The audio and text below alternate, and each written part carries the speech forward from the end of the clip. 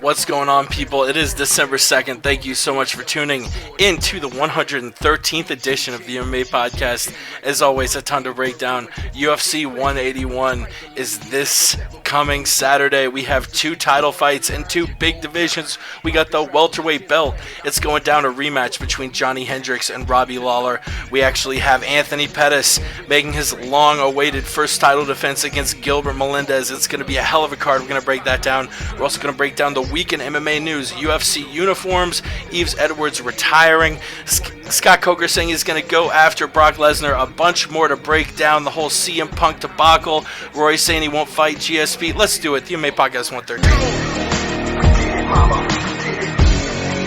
We did it for the love of the game. We did it, mama. I did it for. Mama, the game will never be the same. We did it, mama. I did it for. You're listening to the MMA Podcast. Thank you, Lenny Hart, for the sweet intro. Thank you, Eddie Bravo and Smoke Serpent, for the sweet intro music. And thank you, the listener, for tuning in to the MMA Podcast. It's the 113th edition. Like I said, it's December 2nd. And we have a hell of a card to break down at the end of tonight's show. We're going to start it with a huge bit of news. The UFC debuting Reebok uniforms. As always, the phone lines are open. If you want to call in, the phone number is 213-457-3380. Or you can Skype us at the MMA Podcast. The phone lines are always open. Any topic, nothing is off limits. And as always, we're joined with the co-host with the most. He's on Twitter at the Aunt Jimmy Show. He is the host of the Word on the Street podcast. It's Ramses. What's going on, man? You and I got arrested in Ferguson on Thanksgiving. What the fuck? Yeah, we did, but I learned a lot from the people of Ferguson, man. Shout out. I'm here. I'm the Word on the Street. I'm the Aunt Jimmy Show on the Twitter. I'm an MMA analyst for hire, but I'm here on the MMA Podcast. Spit hot fire. Word on the Street. That's right. We got a lot to break down. And like I said, the phone number is 213-457-3380. We keep the phone lines open when we are not on air as well. We have a voicemail feature if you want to call and you're listening and it's Friday at 1 a.m. and you want to call us. Hopefully I have Skype disabled on my phone so it doesn't make my cell phone ring. It's actually happened a couple times. But we've had a lot of colorful voicemails, usually from our boy Technics, who is our Scottish friend at Technics88, I believe, a hell of a motherfucker. But we got a voicemail just a couple days ago that Ramses, I have no idea what this guy is saying. Can you maybe I don't know. Here, I'll play it. This is a voicemail we got just a couple days ago. Hi, this is Mommy Enya. Please call me. I need for you to help me do some birds. Thank you. Bye-bye. And I think the guy says, "Hi, this is Bobby Anyo. I need your help to do some burrs. Thank you. Birds. To do some birds." Is this person trying to elicit a sale of cocaine? I know birds and chickens happen to be. I'm not gonna share the number just so this guy doesn't hunt and track me down here. I'll play it one more time. It's only 10 seconds long. Hi, this is Mommy Enya. Please call me. I need for you to help me do some birds. Thank you. Bye-bye. Please call me. I need you to help me do some burrs. What the fuck? Hi, this is Mommy Enya. Please call me. I need for you to help me do some birds. Thank you. Bye-bye. It sounds like the cool, it definitely sounds like some sort of Queens. And I do apologize. We have been recording and coming through for our iTunes and YouTube subscribers, but Ustream We are now up and live. We were having some technical difficulties. We had someone tweet in and say that it wasn't coming through. But now we are coming through, cocksuckers. I did that whole rap for nothing. You did like an entire I did 4-minute my rap black about voice. Ferguson and hey, what up? This Ramses. And you know what was weird? I did the whole black voice, and you didn't even question it. I didn't. Like, what if I was? I mean, what if I was like a full-time faker on the MMA podcast? Like, would you call me out at any point if like I was suddenly black? I'm just asking, man. I'm just putting that out there, man. Shout out to everybody on Ustream now. Word on the street. Shout out to the live listeners. We do apologize for the sound being off, and a huge shout out to our boy Don Enrique 44, who let us know that we were having some sound issues. Yeah, Ustream will fuck up on us every now and then, but we were recording. We get most of our listens through iTunes and YouTube, so we were recording that whole time for the archive listeners. But let's get straight into the MMA. I guess we'll play the voicemail one more time for the live listeners. Hi, this is Mommy Enya. Please call me. I need for you to help me do some birds. Thank you. Bye-bye. And we have no idea what the fuck that was. You know what? She's saying birds. She's just slurring and obviously on something. You think she owns a pet shop? No. So what's happening here, as far as I can determine, and from the knowledge I gained from our time spent in Ferguson last week, That's right. What my best guess is, this woman is intoxicated. You can hear other hoes in the background, and they're like, "We need some dick, girl," and she's like, "All right, I'm Bobby Eno, I'm bringing that dick." So she gets on the cell phone, calls this dude, dials your number by mistake. She needs some help doing these birds. These birds with Bobby women. I need help doing these birds. Like, Yeah, it definitely was a very, hey, this is shit. I want to talk about that. Like, there's nothing negative that she wants from this person that she attempted to call. Hi, this is Mommy Enya. Please call me. I need please call me for you to help me do some birds. Thank you. Bye-bye. Thank you. Yeah. Bye-bye. She's saying she needs whoever she's calling, whoever she thought she was calling, needs to come over there and help her fuck these bitches that you're hearing in the background. Because you can hear they're intoxicated too. And that's the bottom line. Because the word on the street said so. That is the bottom line. Follow Ramses on Twitter at the Aunt Jimmy Show. And if you want to call us live, the phone number is 213-457-3380. You can Skype us at the MMA Podcast. If you're listening and we aren't live, just call and leave a random ass voicemail, and we'll play it 10 times and make fun of you. Let's get to the news, people.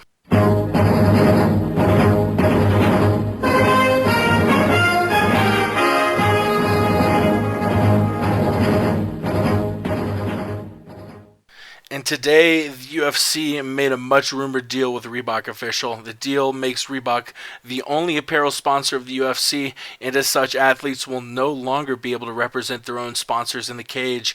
The UFC sent out a press release today announcing the deal, and shout out to mixedmartialarts.com for the news release. And the press release basically stating, starting in 2015, a percentage of sales from Reebok UFC product will directly benefit blah blah blah blah blah. They're gonna pay the fighters based on tiers, and like I said, this we've seen fighters as individual contractors getting their own sponsors, walking in with, whether it's a regional sponsor, a national sponsor, they have their own sponsors, but now everyone's going to be wearing the same Reebok shit, and they're going to be paid in tiers: champion 1 through 5, 6 through 10, 11 through 15, and not ranked.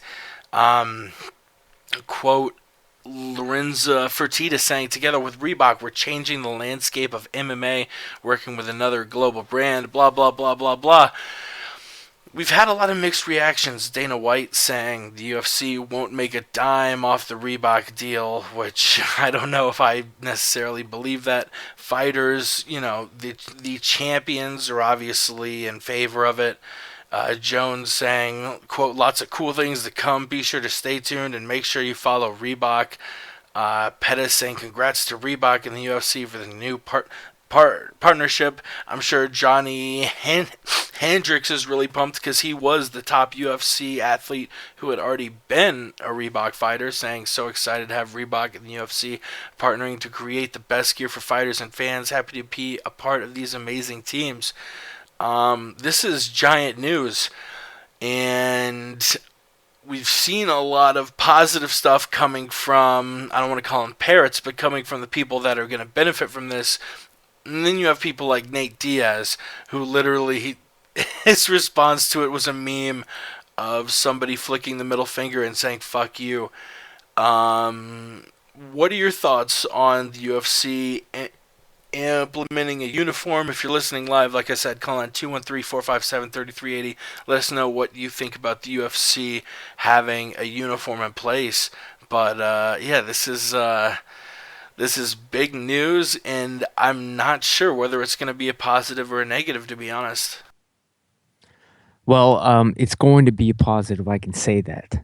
Because, honestly, I believe in the UFC product, and I don't believe that I've never seen them make a real, huge business mistake to date.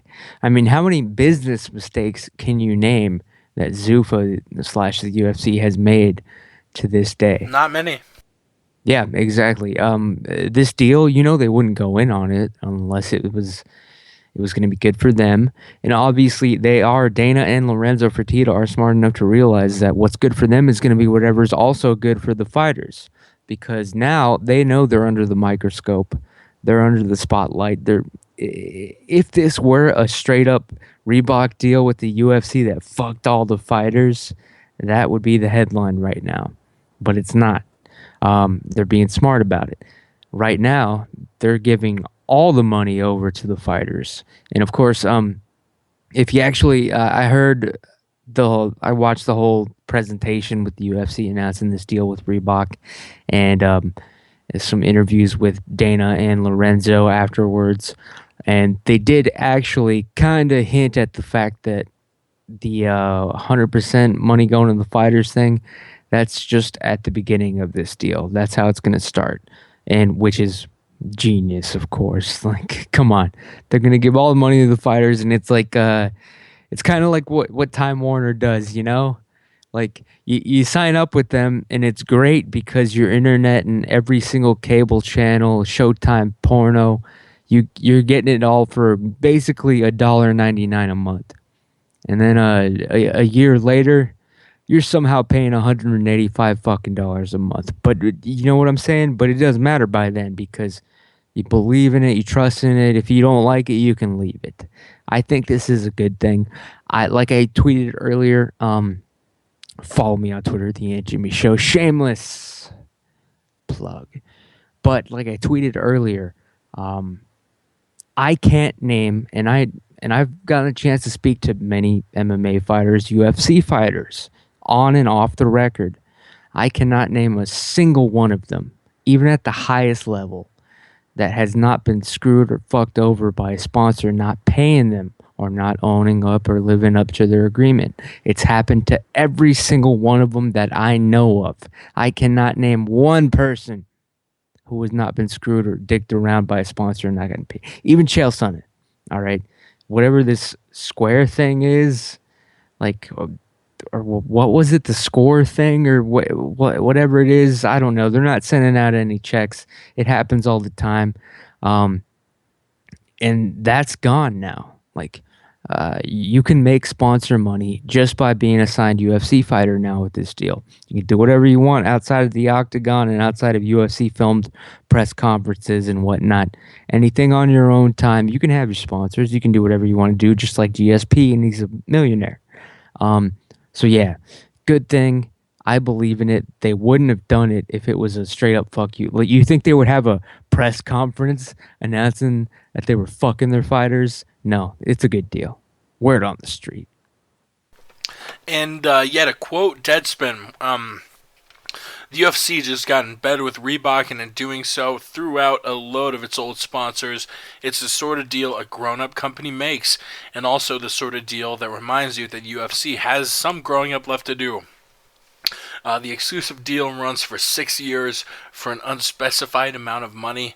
And MMA media is guessing it's going to be an 8-year per year range, and it begins July 2015. At that point, fighters will no longer be walking billboards for Condom Depot, Dynamic Fastener, or whatever, and will have to wear official Reebok apparel at UFC events.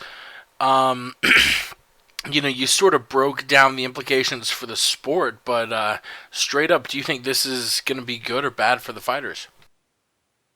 Good for the fighters. It's one less thing to worry about. You got to worry about if the sponsor's going to pay you, and then you had to worry about if your scumbag manager was going to pay you what they paid him, if they even paid. Do you get what I'm saying? This way, it's all done through the UFC. A lot of people don't, I think, trust Zuffa enough to pay. Fighter pay is a big issue, and that's understandable. I think fighters on the prelims might sort of get the bad end of this deal. And one of the spots that if you're making 6 to fight and 6 to win, and having sponsors and logos might be a huge percentage of income. And with this deal, you're probably not going to get paid very much at all, because you're going to be on that very low end of the pay scale as far as getting that Reebok money. Yeah, well, here's the thing, and I hope my buddy Nate Diaz is actually listening to this, because he's one of the people who is not too happy with this deal. Of course, you mentioned the tweet earlier, giving the middle finger to the whole thing.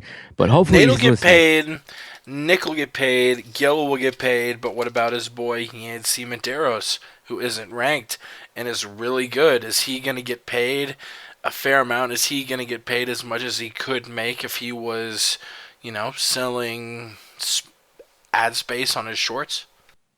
I don't know if, you can never know if they'll get paid as much, but what I can tell you is that the MMA sponsorship world as it exists right now is really fucking shady. Talk to anybody.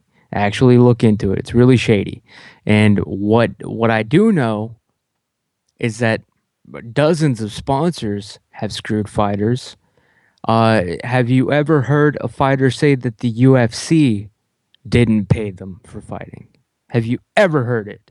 Not that they didn't pay me millions. Did you ever hear that they didn't write a check and actually pay a fighter? Never. This way, you're going to get paid. You know who your sponsor is. It's a big-ass name. Reebok is a big name.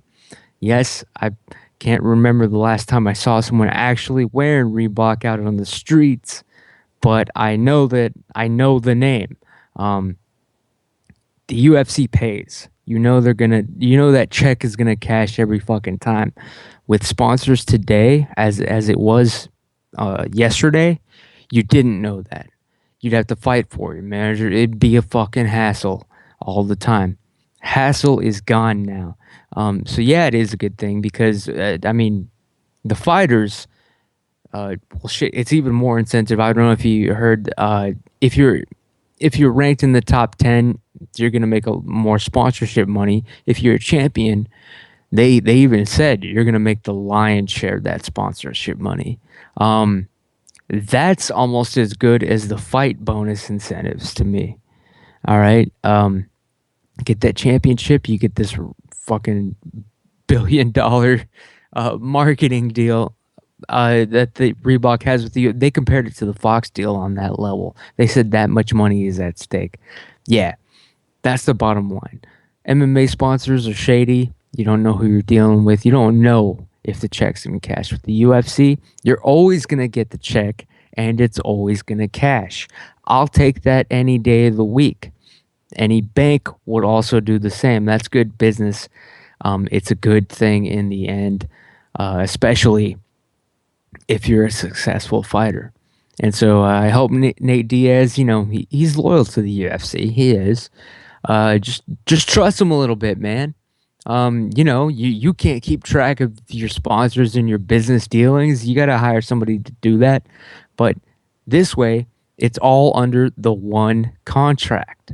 You don't have multiple contracts floating around. You got to worry about juggling that shit. That's a pain in the ass. That's the kind of shit that loses you money.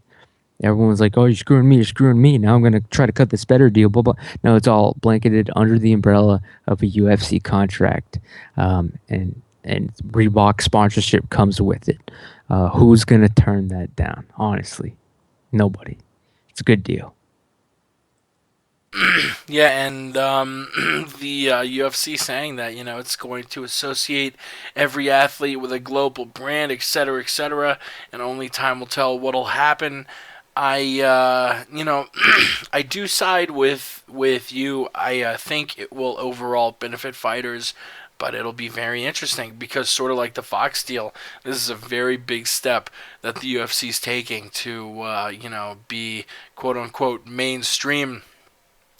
Moving on, before we get anywhere else with UFC news, I don't know, it's a bittersweet little bit of MMA news. Yves Edwards.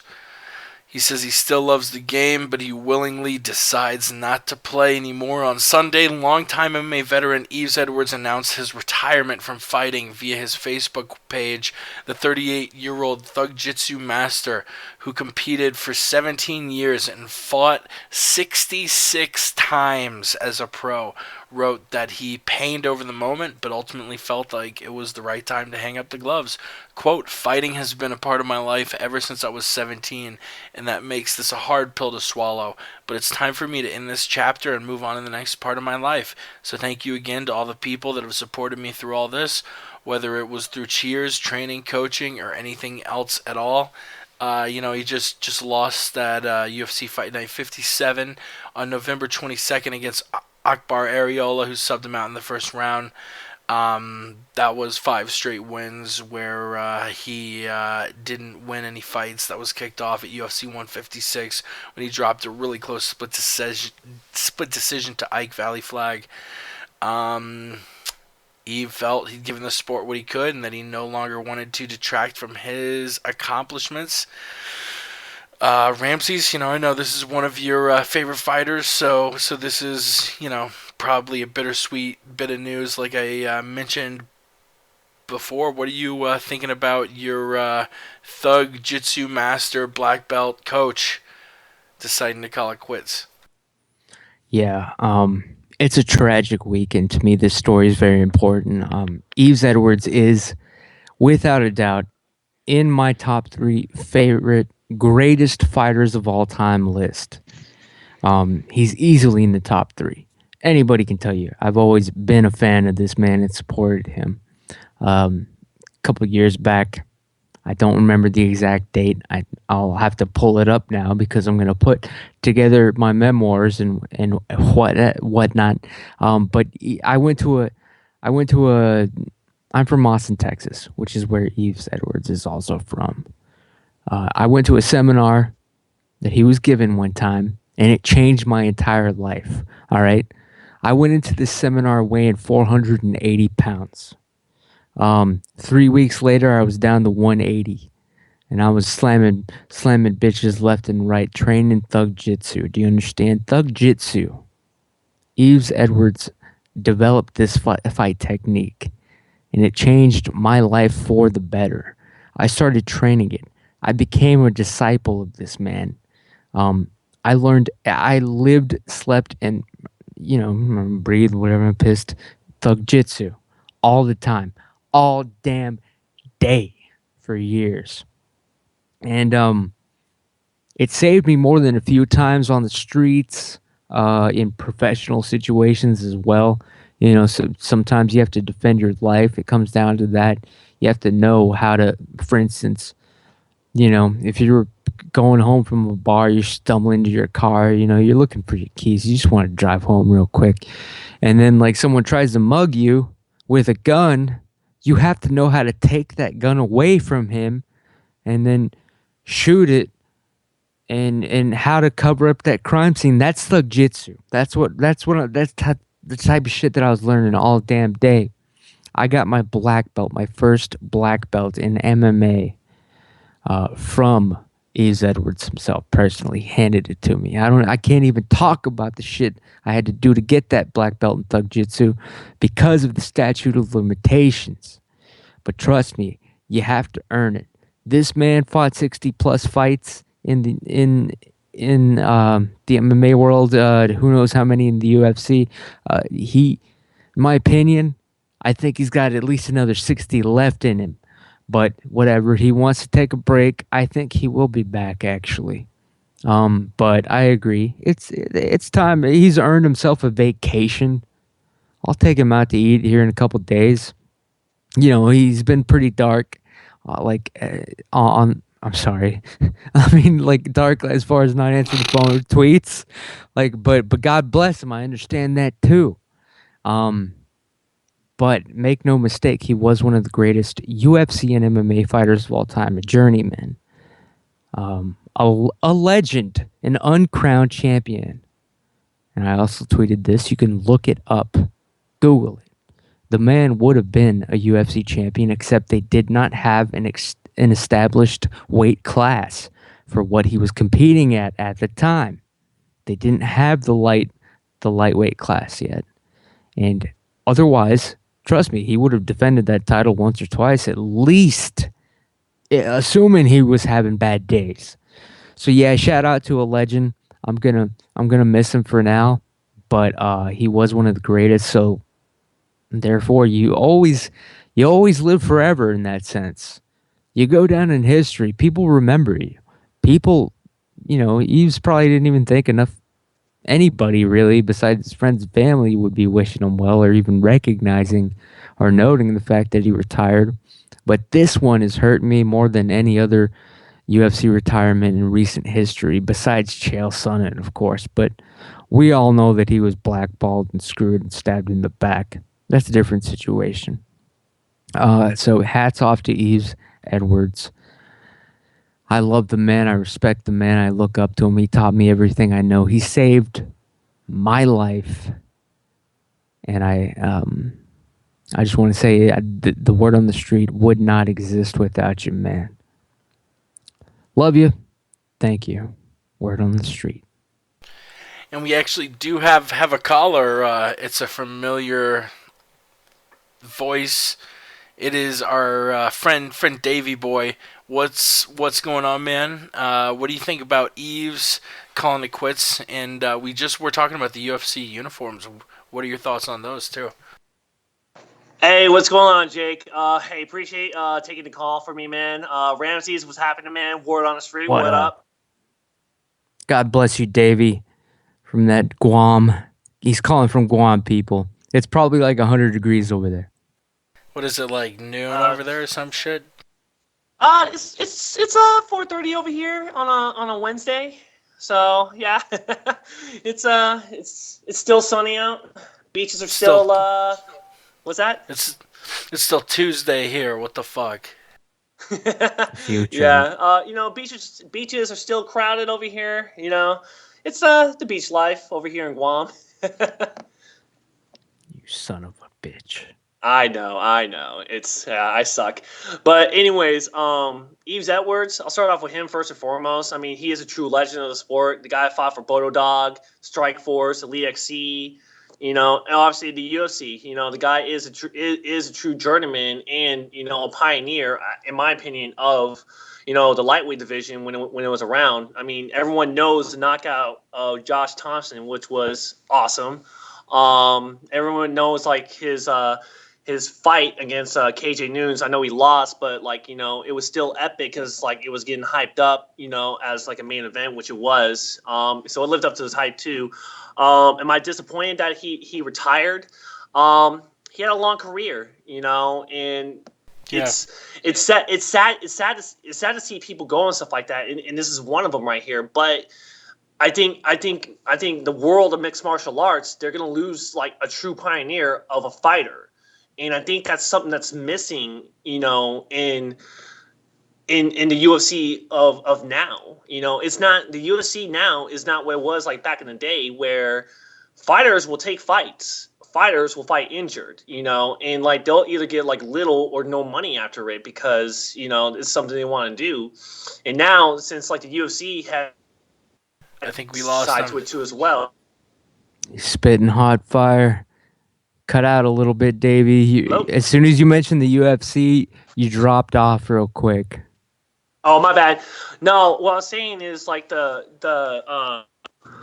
UFC, before like it reached global status, well, Walmart status basically. There were a lot of fighters, back in the day, back in the dark ages, that would just take fights, with little or no money at all. And Yves Edwards was one of them. He was a true pioneer of the sport before it gone global. So, and like I think that's what a lot of fighters don't understand. They don't know. They don't know back in the old days and stuff like that. They know the business side. Now they know how much revenue they're going to be making from these fights and stuff like that. And especially when it comes to sponsorships. So that's the other subject I'll talk about next when it comes to the uniforms. But anyways, but with that being said, though, I mean, Yves Edwards, like retiring from the sport of mixed martial arts. I mean, that's to me, it's kind of a sad day in a sense, because I mean, it's another old timer, quote unquote. I mean, no pun intended, but another old timer that is leaving the sport. Hopefully not for good. Hopefully he still can still be a part of it somehow, some way. Maybe coaching, or maybe being like a, I don't know, like a color commentator or something.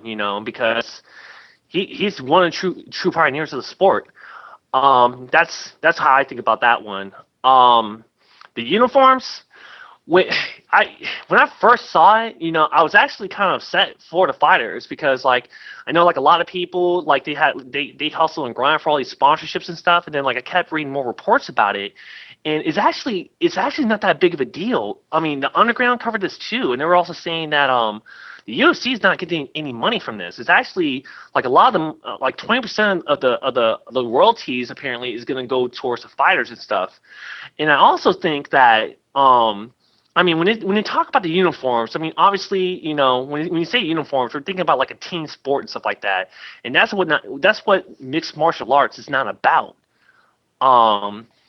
So from there, like, I think when it comes down to it, is that I think Reebok and the UFC they're going to work with the fighters where they can kind of like be creative for their uniforms and stuff. So like if you see like Anderson Silva come up with like a badass badass fight shorts, that's going to like, have a lot of people want to buy it through the market and stuff like that. So, but the other thing I question about that is like, when they say they're going to get 20% of like the royalties and stuff like that, like what do they mean? Like for each fight shorts or each T-shirt made by Reebok, basically, or are they talking about like 20% a month? I think there's just more to this than what people are thinking. I don't think people need to be outraged on this yet. I think there just needs to be more information to come out in regards to this. So that's what I think. Hell yeah, Davey Boy breaking it down. Yeah, I haven't touched on the Edwards thing yet, which the guy is one of the most underrated fighters we've seen. He fought 66 times. He had some amazing knockouts. Josh Thompson, I'll never forget that shit. Awesome fighter. But we will move on. Scott Coker, the new Bellator boss, saying that Bellator is going to pursue Brock Lesnar, saying, quote, "We've had a conversation internally and it's worth a conversation, but that's something we'll pursue maybe later into January." I'd say, look, any fighter that's out there, or any star athlete, not star athlete in the sense of a baseball player, but like a Brock Lesnar that really wants to fight, we're going to have a conversation with them because they can move the needle. That's what we're going to want on Spike TV. Davey, I'll throw to you first. We'll keep you on because you spit hot takes. what are your thoughts on Bellator trying to acquire Brock Lesnar? Do you think it's going to happen? Do you think he's going to come back into mixed martial arts? We talked a lot about him coming back, but I mean it's worth a chat. He moves the needle, and him coming back to mixed martial arts is an intriguing prospect. I mean, well, Jake, I mean, you hit it on the head, man. It is very intriguing. And here's the other thing, too. I mean, if you're talking about Bellator, you can't just mention Bellator alone. You got to mention Viacom. And Viacom is like a multi-billionaire industry. I mean, they own MTV, Spike TV, all these other programs and stuff, too. So for Scott Coker to say something like that to Brock Lesnar, I think for him and his agency, that's going to be very enticing right there for Brock Lesnar to come back and fight for Bellator, to be honest with you. Now, but see, here's the thing, though, about that. Okay, number one, he's under contract for the WWE, and are they going to want to have him, promote himself as Brock Lesnar, a wrestler, fighting for Bellator on Spike TV when they're a part of the USA Network? So, I mean, there has to be something in his contract saying like he can't go for like other sport promotions via like the UFC, Bellator, or whatever. So, but other than that, does that sound very enticing for Brock Lesnar to come out of retirement and go into Bellator? Absolutely. I mean, you got Viacom with a never-ending supply of money, like a pool of money, basically. So for any high-profile, fighter or pro wrestler or anything like that, if they're in talks and stuff like that, I would think Brock Lesnar, his ears are open, and he's probably talking behind closed doors and stuff. But the other question I have about that one, he retired from the UFC. Is he still under contract with the UFC, even though he's working for the WWE? Is that something where him, Dana White and Vince McMahon just pretty much had like a gentleman's agreement on hey, he's gonna work for us, stuff like that. Even though he's under contract for the UFC in a sense since he retired. So I mean, there's obviously a lot of questions on that one, but for Bellator to get him, that would be out fucking standing, especially for them. I mean, that's going to be a huge pop on for Bellator to get Brock Lesnar, the biggest free agent in the sports industry. Brock Lesnar! Ramses, what do you think about him coming back to MMA? Do you think it's going to happen? Do you think he comes back to Bellator? Do you think he comes back to the UFC? Well, I happen to know that his contract with the WWE is still ongoing. It doesn't expire until I think after the next WrestleMania. So no, he's not going to make a deal with the fucking UFC right now. But the fact that the news about about Punk possibly signing with the UFC, CM Punk with the UFC, I think that was a little bit. I mean, like I said before, Daniel Lorenzo was smart. You put out this Punk feeler, and all of a sudden, Brock Lesnar is going to start asking himself, well, holy shit. You know what I'm saying, people? He's going to start thinking, well, shit, after WrestleMania, he plays that heat for what it's worth, bounces back to the UFC maybe, takes another ass beating, of course, but gets paid the most amount while he's still able to compete in a somewhat believable fashion. So right now, Brock's not coming back. He has a contract with the WWE, bottom line. But after that, they're doing everything they can to bring him back in. Trust me. That's what anybody would do. Any business owner would do. It's a given almost.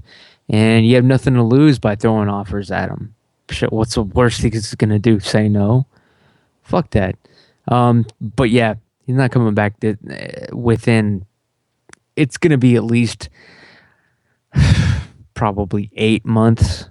I mean, the man would have to have a full training camp, cut weight, and this is after WrestleMania, which is in March or April. So now, it ain't happening anytime soon. The CM Punk thing might, but who knows how real that thing was. And what's he going to do, wrestle under the name CM Punk? That's ridiculous. Word on the street. And it's funny you bring that up because that is our next topic. The whole CM Punk, I don't know if you want to call it a debacle, but he recently recorded a podcast with Colt Cabana on the art of wrestling. Even if you aren't a wrestling fan, you should listen because it's very interesting just as far as what he talks about as far as the WWE mistreating him, taking certain stances about certain things, him saying that he wanted to walk out with Chael Sonnen at a UFC fight that was going to be in Chicago, and bringing that attention to the WWE, but Vince saying no, that's someone's gonna die in the cage, and him expressing a lot of distaste about women's mixed martial arts. Just a lot of really interesting comments. And before we dive any further into MMA, before we break down UFC 181, I'll throw it to Davey and then Ramses. I don't know, Dave. I know Ramses and I have talked a lot about it, but Dave, what do you take from all this CM Punk talking about? The WWE mistreating him. Do you think he's going to go into mixed martial arts? It's an interesting storyline. Well, besides listening to MMA Podcast and the Word on the Street episodes like numerous times, I actually listened to that Colt Cabana Art of Wrestling podcast with CM Punk like numerous times. It's very intriguing if you think about it. I mean, the guy leaves just out of the blue, doesn't really he doesn't mention anything on Twitter. He doesn't mention anything to anybody. So everyone's just figuring out like what happened. So like him coming on, the podcast to pretty much open up what happened in the WWE was fucking awesome. Now we got to hear like his side of the story on like what happened and stuff, and really hear, like I said, hear his side of the story. I liked it. I really did. I like the fact that he's talking about Ryback, and how bad of it he is as a wrestler, and he gave him so many chances, and then like it came to a point where it's like, all right, man, it's either you're doing this shit on purpose or you're fucking retarded. Which one is it? And he's like Ryback saying like, oh, I'm just fucking retarded, basically. So I liked it, and like it seemed like he had like all this venom, frustration and stuff. And I've heard I've heard a couple people, shout out to Fred O'Brien and Chael Sonnen, because this was on their podcast too. They were saying like maybe Punk just went a little too far on his venom, frustration stuff. Like I completely disagree. I mean, he kept his mouth shut for so long, and he was waiting to like say something until I think more likely his contract was up or like the litigations from when he was fired on his wedding day to burn down or water down a little bit before he said anything. Out of all the times to fire somebody on his fucking wedding day, and then Stone Cold came out with this podcast with Vince McMahon, and Vince McMahon said that was coincidence. I don't know, like that is too coincidental to me to think that, to say something like that. Oh, it's just coincidence. I call bullshit on that. I think they did that to spite him because of the fact that he was so he was vocal about how he's trying to promote like the other wrestlers, try to give them the push and stuff like that, and he wanted different people in WrestleMania. So like for Punk to come out and to talk about that on the Art of Wrestling, I mean, fucking awesome. You with us, so Ramses? Yeah. You with us, Ramses? Me. Yeah. Yeah, sorry. I'm obviously eating. No. It's he wrapped it up real quick. Sorry. Yeah. He wrapped it up real quick. But no, I was listening to every damn word, Davey. And yeah, you mentioned the Front Row Brian show. Shout out to our friend there. Great time. Great show. Check it out. Front Row Brian show. Out. But yeah, the Punk thing. Well, the fact that Vince McMahon actually apologized for him receiving the notice via mail, like even Punk said it came during the mail, and Vince apologized, saying, when you run a corporation in business, some things get lost, or you can watch the damn podcast yourself. But he apologized to Punk and said it was a coincidence and an absolute accident. And you know what? I actually kind of believe it, just because Vince McMahon apologized on his own network and it was live. Yeah. And he mentioned CM Punk by name. He took a So really easy line on him, like, yeah, I really hope there's a chance for us to mend the fences he in the wants him future. back. And me firing him on his wedding day was a total oversight, and I apologize about that. Yeah, he's obviously covering all his bases with that call. Vince McMahon still got it. That was a good play there. Apologize, eat one, but also he did kind of fire off a couple of shots at CM Punk, but it wasn't anything harsh.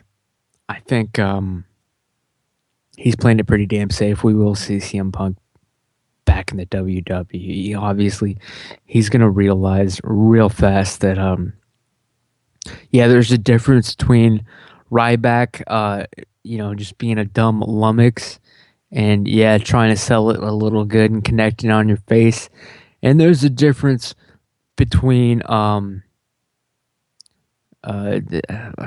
Junior Dos Santos unloading a goddamn right overhand, and it's basically a baseball bat clipping you in the damn jaw. There's a difference. CM Punk is gonna unfortunately have to learn it, in my opinion, before he goes back to the WWE. I hope he does. I hope he makes a lot of money in his one UFC fight, and that's my prediction. If he goes to UFC, CM Punk will fight exactly one time. He'll probably let himself get choked out after he gets hit in the face the first time for real. Word on the street. And before we get back to the real fighting, I want to stick to fake fighting. Mickey Rourke, he had this super fake boxing match in Russia where he won a worked fight against a homeless, mentally disabled person. Ramses, I know you have a hot take, but Dave, were you able to catch any of this? This was a horrible move by everyone, the promoters, by Rourke's management. This is just horrible all around. I caught a little bit of it. Honestly, I don't really pay much attention to Mickey Rourke. So honestly, this is the first time I really don't have a comment about this. I really don't pay that much attention to Mickey Rourke. I mean, the only thing I remember him from was from the wrestler. But I did hear a little about him taking a dive. Well, not him taking a dive, but working a worked, boxing match. I mean, I don't know. I mean, it's shocking at the same time. I don't know. It's not worth my attention. I agree. It wasn't really worth anybody's attention, which is why I didn't even know it was happening until after it had just happened and Twitter exploded with I don't even know if they were just kidding themselves or trolling, but people were genuinely saying Mickey Rourke was gonna be the next big thing in boxing. He just won this amazing match at the age of, what was he, 62, 68 or something. It was the second coming of Christ. It was George Foreman all over again. No, it did come out that the person he was fighting, who was 29 years old, was actually possibly, more than likely, retarded. And yes, it was a work, totally. The guy tries to go down in the first round, I believe, from a jab to the stomach or something.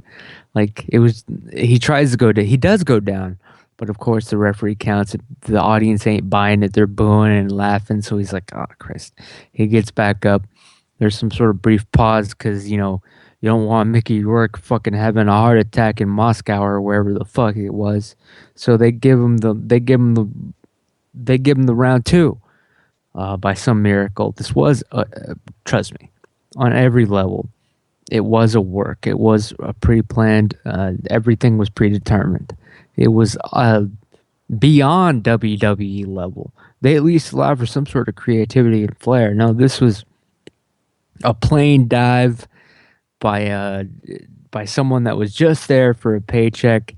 Mickey Rourke, he sold it pretty good, but you could see the cheese written all over his face, the little grin,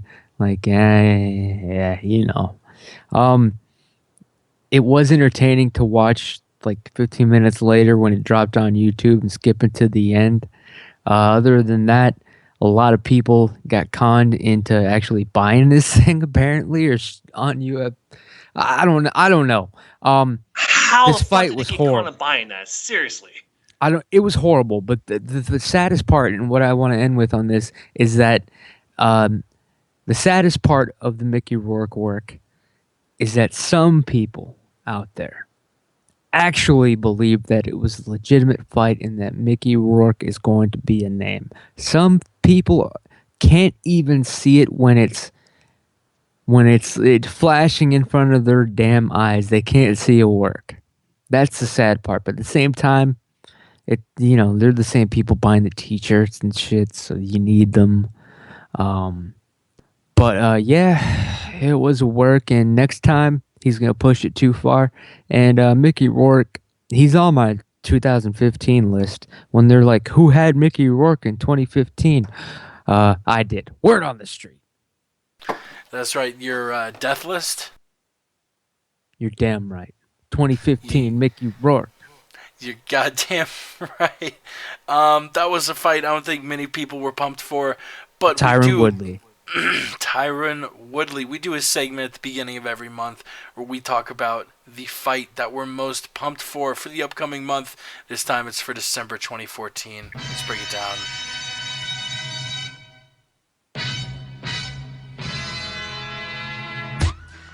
And the fight I'm picking is a very underrated fight. It's a lightweight match coming up at UFC 181. Tony Ferguson versus Abel Trujillo. Man, this is going to be such a war, Pardon me, I'm picking Ferguson, and he is definitely the betting favorite. He's just all around so skilled. He can strike with the best, and his jiu-jitsu, especially recently, has proved very dangerous. But Abel Trujillo is just such a monster standing up. I think he's got a very good chance to end it early. The guy throws maybe currently harder than any lightweight in the UFC. And it'll be interesting to see who comes out in the main card opener for UFC 181. Davey, what fight are you most pumped for December? The rematch, Hendricks versus Lawler 2. I am pumped to see that fight again. I believe Hendricks is going to come in there, obviously injury-free. And I think Robert Lawler is going to come in there as well, knowing what mistakes he made. I think this sequel will live up to his hype, and I think it's going to be better than the first fight, actually. So, main event time. One was great. Yeah, it was, and I believe Robert Lawler is going to have the belt this time. Been following that man. He was the first person that I've watched completely on a UFC pay-per-view event. Been a fan of him since, and other than that, Robert Lawler will have the welterweight strap around his waist. Let me tell you something, people. And I'm gonna spit a little hot fire just like I promised in the intro. The fight that I'm looking forward to, it is going to be an absolute massacre. It's going down actually this Saturday. I'm talking to you people about UFC 181.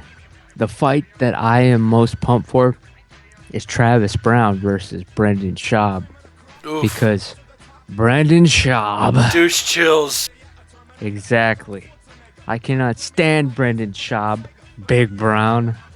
This guy just reeks and permeates. I mean, just look at his. You know what the most painful thing I've ever seen on YouTube was? Him and Brian Callen doing a UFC fan Q&A. All right, just look it up on YouTube right now after the show is done. Look up Brendan Schaub and Brian Callen UFC Q&A. You won't even. This thing will change your life. Cringeworthy. You'll think, man, I could be a comedian, and then you'll think, man, I could be a fighter, because these people are so damn bad at what they do. And I hope that Brendan Schaub absolutely gets destroyed, beaten into unconsciousness by Travis Brown, who I'm not even a Travis Brown fan, but I just don't like Brendan Schaub so much. I want to see him get beat down. He said some disparaging things about a good friend of mine, Mr. Chael Sonnen. Talked a lot of shit. Always claiming he's clean, he's not on the juice and whatnot. Well, maybe you should be, Schaub, because guess what's about to happen to you? It's going to be the fight that I'm most pumped for. You're going to get the beat down, And just remember, when they're shining the light in your damn eyes, yeah, so what? You get to go home to a nice hot blonde, probably. I don't even know what the status is with that. But you think about me when you wake up from unconsciousness, Brandon Shaw, Big Brown. Because guess what? I'm the one who ordered the hit. Ask Travis Brown. Word on the street.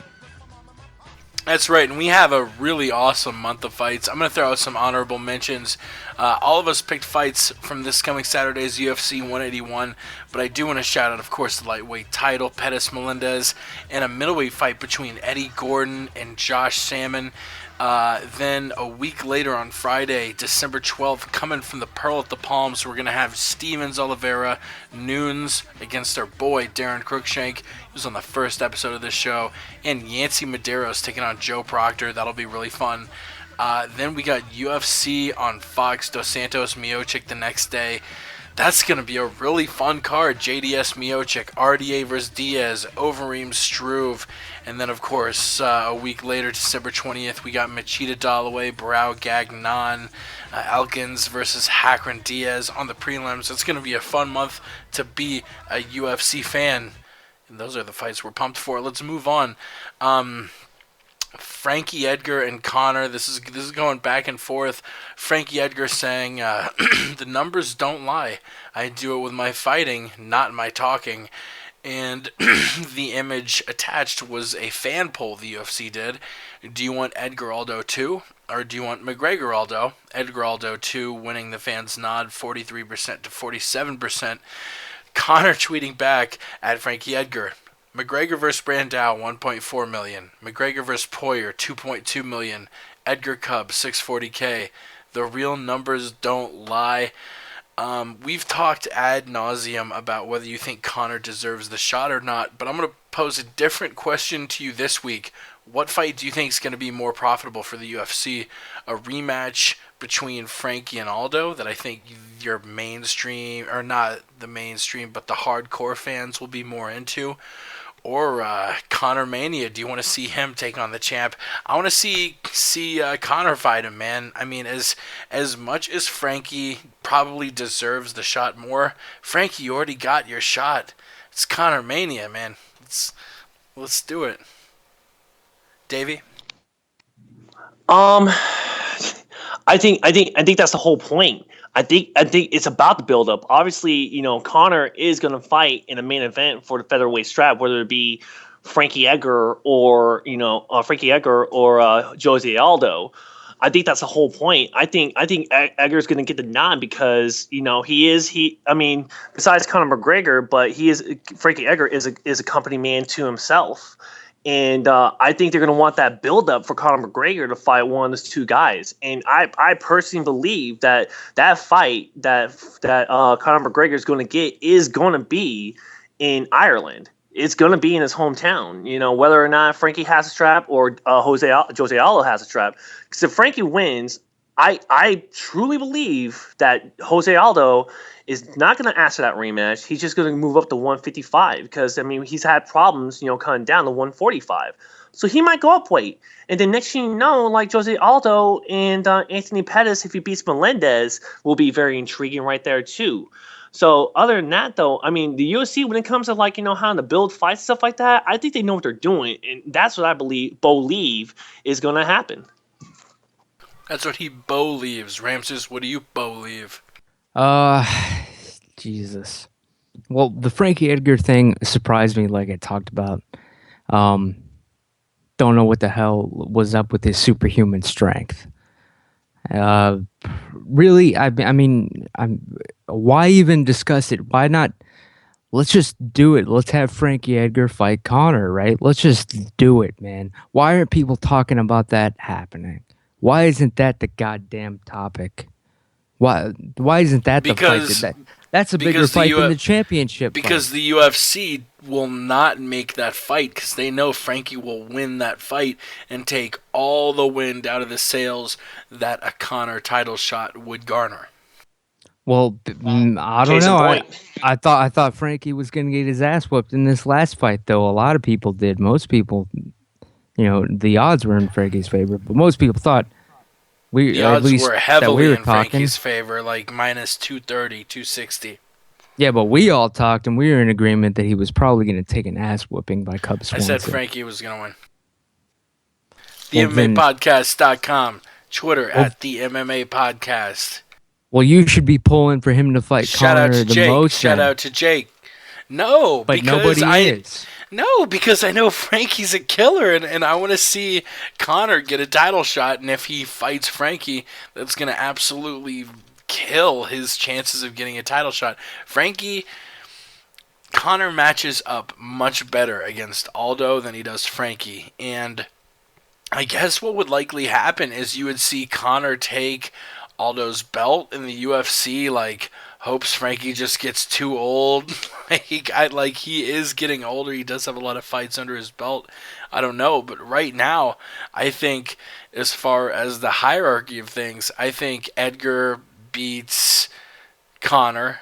Conor beats Aldo. And you want to sort of shield Conor from fighting Edgar. But that's the fight that the fans should want to see. I'm asking them why don't they? Is it because the fans also know that it would sink Conor and now they're going to have one less? The fans are you dumb. Think the fans want to see a boisterous guy like Conor and not. I don't want to call him boring because his activity in the cage is the opposite of that. He's one of the most exciting fighters, but as far as like trash talking and shit, all you're ever going to hear out of Frankie is, he's a really great fighter, and I really respect him, and I'm going to go out there and do what I can. Like, he's such a humble guy. Like, you're not going to That is a perfect impersonation of Frankie Edgar right there, Jake. I want to just let you know that. I don't know what I was doing there. It was more like Bird off Sesame Street. I don't fucking know. But I cut you off, Ramses, yeah. No, I was just going to say, that's the fight everybody should be pulling for him. I'd pay to see Edgar versus Conor before I'd pay to see Conor versus who the hell's the damn champion? Aldo, see, that's exactly my point. And it's Aldo. a fight for the That's my belt point. that's gonna get the views, and it's getting all those Brazilian I viewers. think Edgar to tune Conor in. does more at this point. I think by far the most profitable fight in the featherweight division is Conor versus Aldo in Ireland in a soccer stadium. Davey, what do you think the most profitable fight in the featherweight division currently is?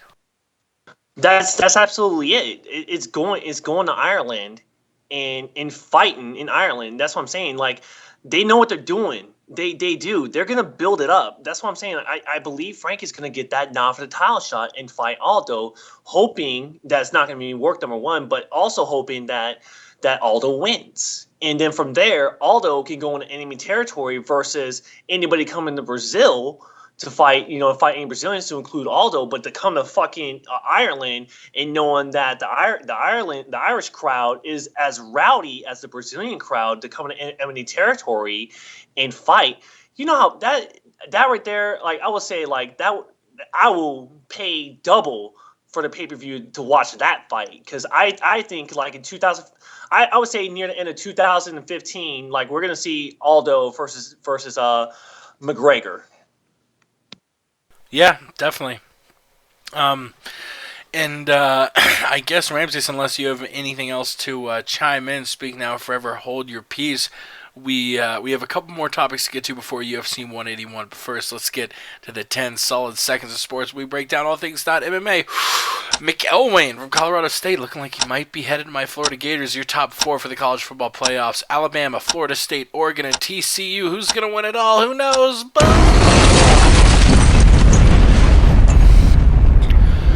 Generating a little controversy, Florida State number 4, even though they are the undefeated defending champions. We'll move on, though. Rory McDonald, he was on the Joe Rogan Experience. We've had a lot of really awesome podcasts. This was one of the best week for podcasts we've seen. We had Rory McDonald on the Joe Rogan podcast. We had Vince McMahon on the Stone Cold Steve Austin podcast. We had CM Punk on the Art of Wrestling. And yeah, this I think it was JRE 579 if you want to listen to it, Rory McDonald saying he'd never stab GSP in the back, pretty much expressing that he'd do whatever he could to avoid fighting GSP, whether even if he was the champion, he'd move up. I don't know if GSP is going to come back at 185 or 170, but Rory really expressed that GSP was one of his biggest mentors and teammates coming up, and he just has no interest at all in fighting him, so much so that he would change his career path just to have that not happen. Pardon me, Jesus Christ. Eating all these goddamn Blue Diamond almonds. That's right, Blue Diamond almonds bold. I'm eating wasabi and soy sauce. You can visit bluediamond.com. They're not sponsoring us, but I just gave them a hell of a plug. Davey, what do you think about Rory Mac? Do you agree with this sentiment of teammates refusing to fight one another? Do you think it's just something that they should just do and get over? The quote here is, you know what? Life's not about money. Obviously, I'm doing this for money also, but it's never been the goal to be a fucking billionaire. I'm going to live in the woods one day, hunt, be weird, not listen, not have to listen to people call me a psycho all the time. This Rory really came off as this cold, weird, not funny person, but he had an awesome, very, I don't know, it was humanizing. It made you realize, like, oh shit, this is actually like a kind of funny person, and he's not the complete psychopath we all think he is. What did you think about his experience, his appearance on the Joe Rogan Experience, and obviously, like I mentioned, his whole take on refusing to ever want to fight George St. Pierre, his mentor? I wasn't expecting that from the Joe Rogan podcast. Like when I heard that Rory Mac was going to be on the GRE show, I didn't know if I wanted to listen to it. I wanted to wait for other people to say if it was good or bad or not before I got on live. So I ended up doing that, but there was just so many people like, dude, it was I didn't see that interview going the way it did, because we all see Rory Mac, especially when he goes in his interviews or when he fights, stuff like that. He's just a different person, and that's basically what happened. I actually enjoyed it. I actually enjoyed listening to that podcast. It was very funny. Now, but going back for him to say that he doesn't want to fight GSP, I'm kind of I don't know. I'm iffy about that, I guess, in a sense. Obviously he has a bonding relationship with GSP, whether it be a brother or a best friend or whatever, and they train together. He actually lived in GSP's, house and stuff like that. He grew up, not idolizing GSP, but training with them and learning from him and stuff. And for him to say that, I guess for him, I guess he could pay homage to GSP for all the work that he's done for him, and to say we're never gonna fight. That's his decision. But on the business side, you're kind of fucking a lot of fans from that fight. There's so much upswing with Rory McDonald, especially in the welterweight division, whether he's just smothering people for a decision, not smothering them, but just pawing and jabbing people for a decision, or but either way, he has a lot of upswing, and that's the hot topic. Everyone wants to know: are you going to want to fight GSP for the welterweight title? If it comes down to it. So for him to say that, I guess at least he has enough balls to say, no, it's not going to fucking happen. I'll move up to the middleweight division. And honestly, I think for his frame, going up to the middleweight division, he's going to do some damage in there, man. So I would love to see him actually go to the middleweight division and test that out. I think it would be as dominant for him to go up that way, like Anderson Silva going up to the light heavyweight division. So I wouldn't mind paying money to see that. That'd be very interesting. Ramsey. It's either blue cheese with wings or go fuck your mother. That's the next shirt, all right, please. Fuck it. I want to give a shout out to Pluckers here in Austin.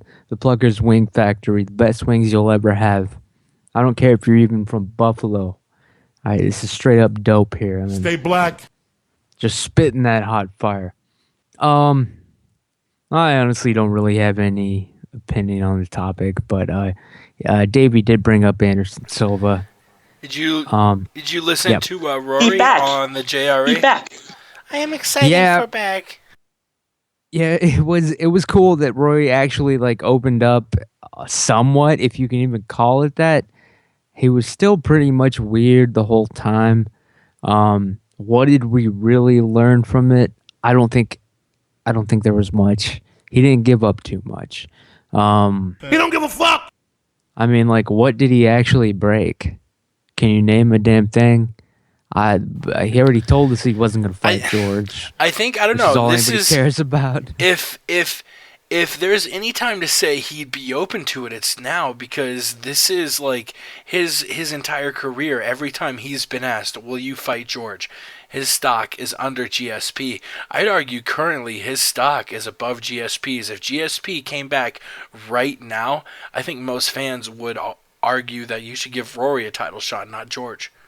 He's in a bad spot. I understand why he can't go for the heat. Why? I mean, he knows he could easily put himself over by just making up one bullshit reason to be angry at GSP, and then just start calling him out. Like, all of a sudden, that would be the biggest topic in rivalry in MMA history. Like, It but would, Rory, dude.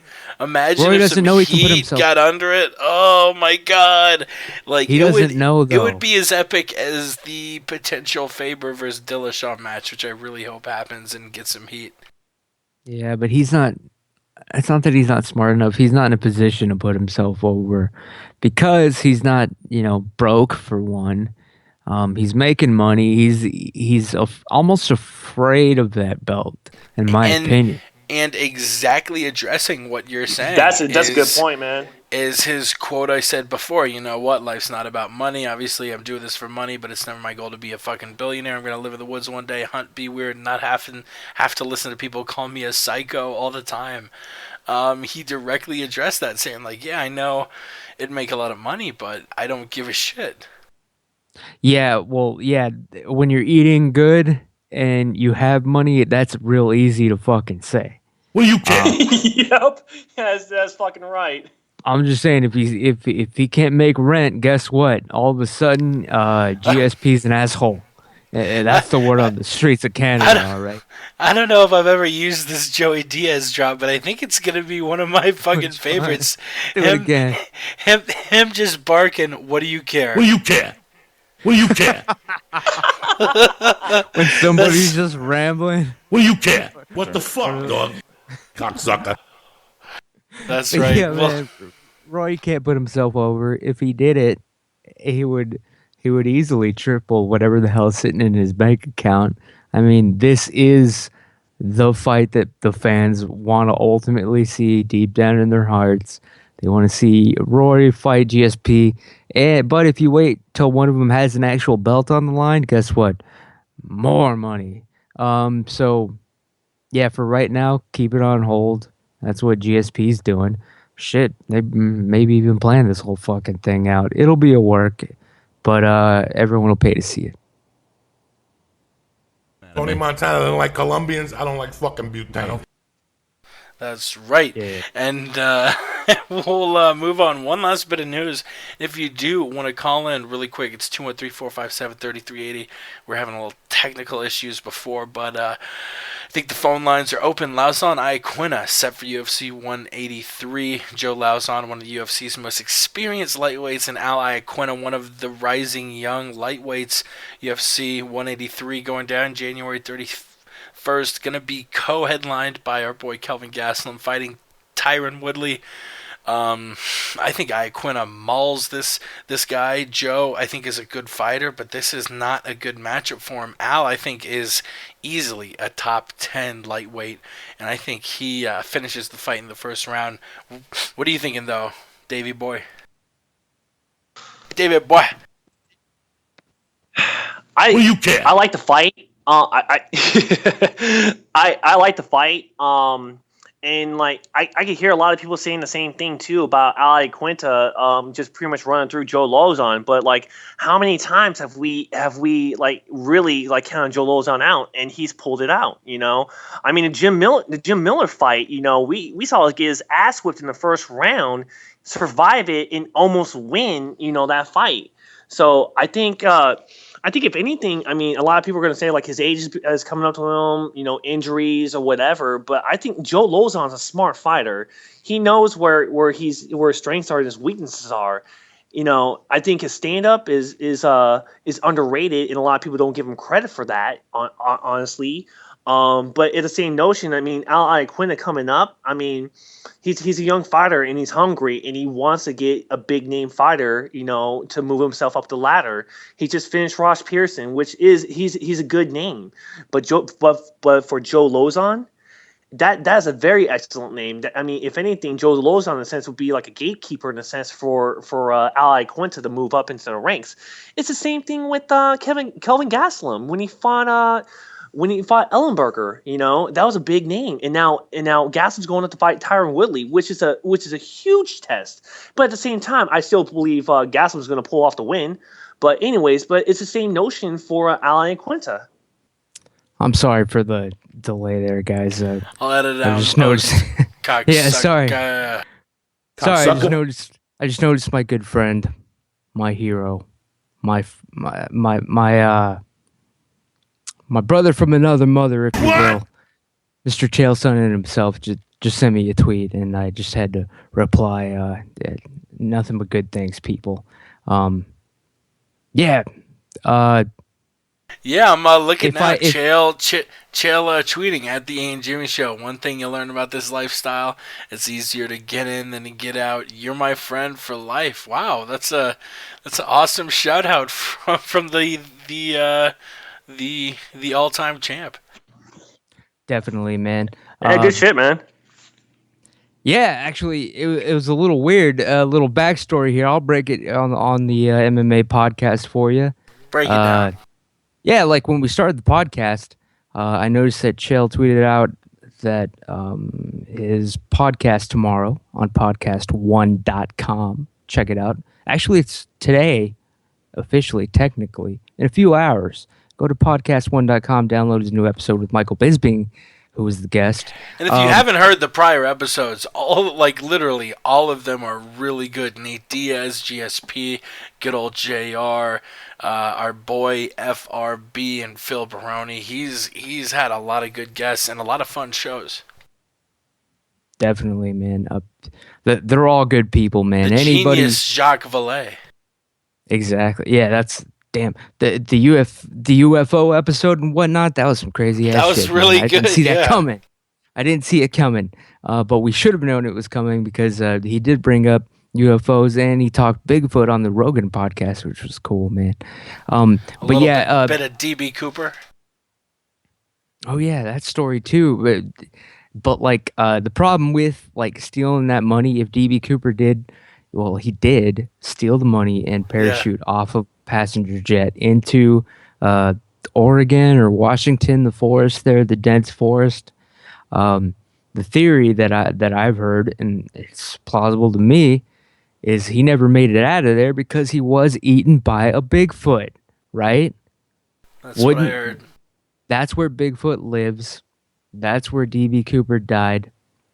It's somewhere there's a 7'2" hairy Sasquatch walking around with a suitcase full of money. You know what I'm saying? All right. Anyway, I noticed at the beginning of the podcast that Chael had blocked me, and I was like, what the hell? Why the hell would that even happen? Everyone knows, like, I am one of his biggest fans. You're one of the biggest Chael marks out there. Yeah, it's like if Eve Edwards, if you were to take him and make him a white guy, it would be Chael Sonnen. That's how much respect and love I have for the man. God bless him. But I don't know. Maybe a mistake or something. But yeah, check it out, people. Chael Sonnen, love you. Let me know how I can help anytime you need it. Same goes for the front row, Brian. God bless you, people. And sorry to distract from what we were talking about on the MMA podcast. Where were we, Jake? Lozon, Iaquinta. What are you thinking? Who edges that one out? Follow our friend Chael Sonnen at SonnenCH, cocksuckers. Cocksuckers. Didn't Lauzon get horribly messed up in his last fight also? Like, isn't he recovering from some huge injury? What happened to him in the last fight? His last fight. Something I'm looking fucked that up now. happened to him, right? He definitely has had a lot of wars. He had his face busted open horribly fighting Jim Miller at UFC 155. He fought Michael Chiesa, and Michael Chiesa was the one who was on the bad side of a pretty bad cut. The fight was stopped via doctor stoppage, but it was because Chiesa was cut open bad, not Lauzon. Oh yeah, that was pretty fucked up. Yeah, Huh. but Well, I guess he's patched up. I'll go for Miller- him though. Miller split open his eye pretty bad. Then he lost the decision to Johnson, but since then he beat Danzig by decision and Chiesa via that second round TKO. Yeah, Lauzon, I feel good about him. The dude keeps coming back for a reason. And he doesn't ever actually get knocked out. It's always like something just super the goats thing isn't really superficial. But you know what I'm saying? He can recover from damage and still win fights. So I don't think he's on the decline. So I'll go for him, I guess. But I would never put money on a Lauzon fight. I would never do it, and I don't encourage anybody listening to ever do it. That's the word on the street and the bottom line. Hit the bong for the working man.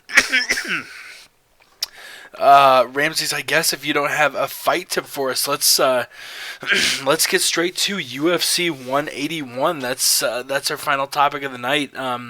Unless either y'all have any bits of MMA news you want to cover, I think we covered most of it. Actually, I do. If you guys want to, I caught something on the Steve Mazzagatti Twitter line. Follow Steve Mazzagatti. And again, this guy is a parody account. Okay, he's not the real thing. So calm your tits on this guy. But anyways. This is going back to Tough 20, okay? The Tough 20 female cast and stuff. Beck Rollins has some heat with Lisa Ellis. I saw this. Yeah, dude. Yeah. And honestly, I'm looking at this and I tweeted Mazzagatti back. I'm like, what's this about? I mean, in all honesty, this was talked about like 2 or 3 years ago when Beck was talking about this on MMA Junkie, and he actually corrected me. He's like, no, that was MMA fighting, by the way. I was like, damn, all right, Steve, my bad. But anyway, so I guess apparently Beck's pissed off because she feels that Lisa Ellis is backing up the abusive husband, I guess. But when I see, and she's all talking about, it's on her Facebook and stuff like that. But it's just it's a snapshot of Lisa just sharing what the estranged husband is saying. It has nowhere to support this of Lisa saying that, that's kind of fucked up what Beck's doing. It was just like a share.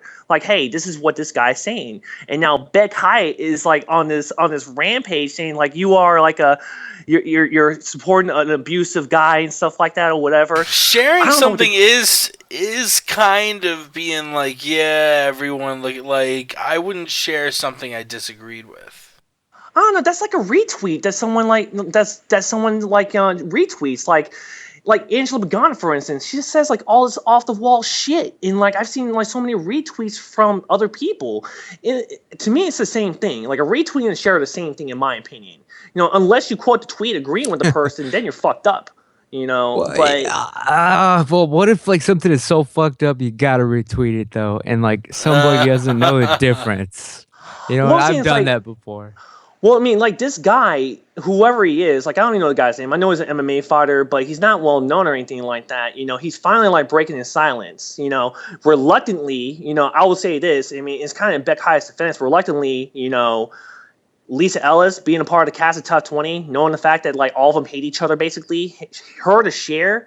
That's right there, knowing that they kind of had this circle because of the season and stuff like that.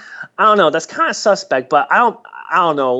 You can't knock for someone for sharing that. Now, if she commented on it and saying that, wow, that's fucked up what Beck Hyatt's doing, then then I'll be like, all right, that's kind of wrong right there, But going back though, all it was just a share. She's just saying, oh wow, that's pretty interesting. That's all it was to me.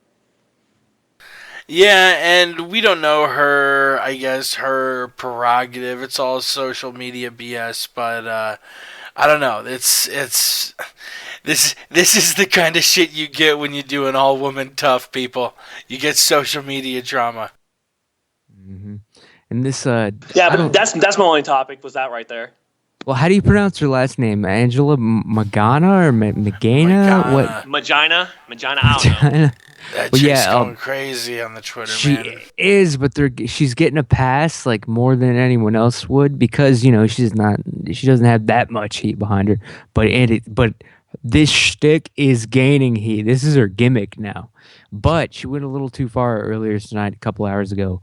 Um, like she's almost doing it 90% right, but she made some tweet like saying usually UFC cards a week, but 181's gonna be good. It's like, oh, that one's not gonna fly, girl.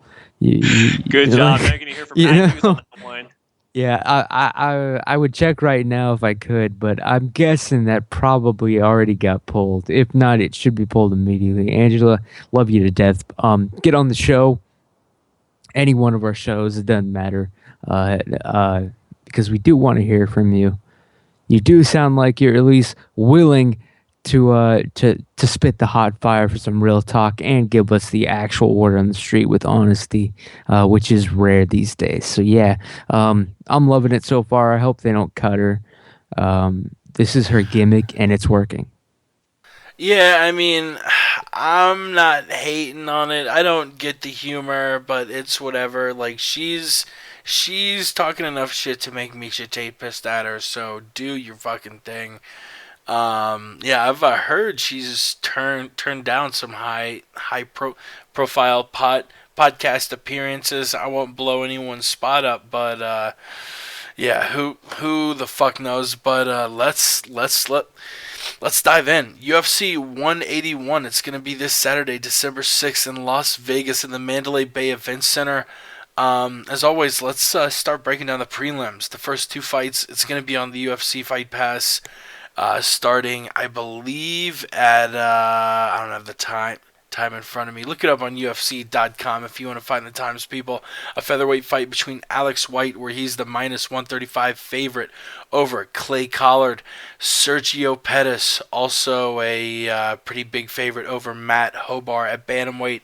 The other four fights are going to be on Fox Sports 1. Raquel Pennington, an underdog, taking on Ashley Evans Smith, who is known for being, I think, one of the first female fighters to defeat Fallon Fox. Now in the UFC, I think this is going to be her UFC debut on the first fight of the Fox Sports 1 card. After that, a light heavyweight fight between Corey Anderson, who's a pretty big favorite over Justin Jones. Then we have, which is my favorite fight on the prelims, Eddie Gordon taking on Josh Salmon. Pretty even. Gordon a slight favorite.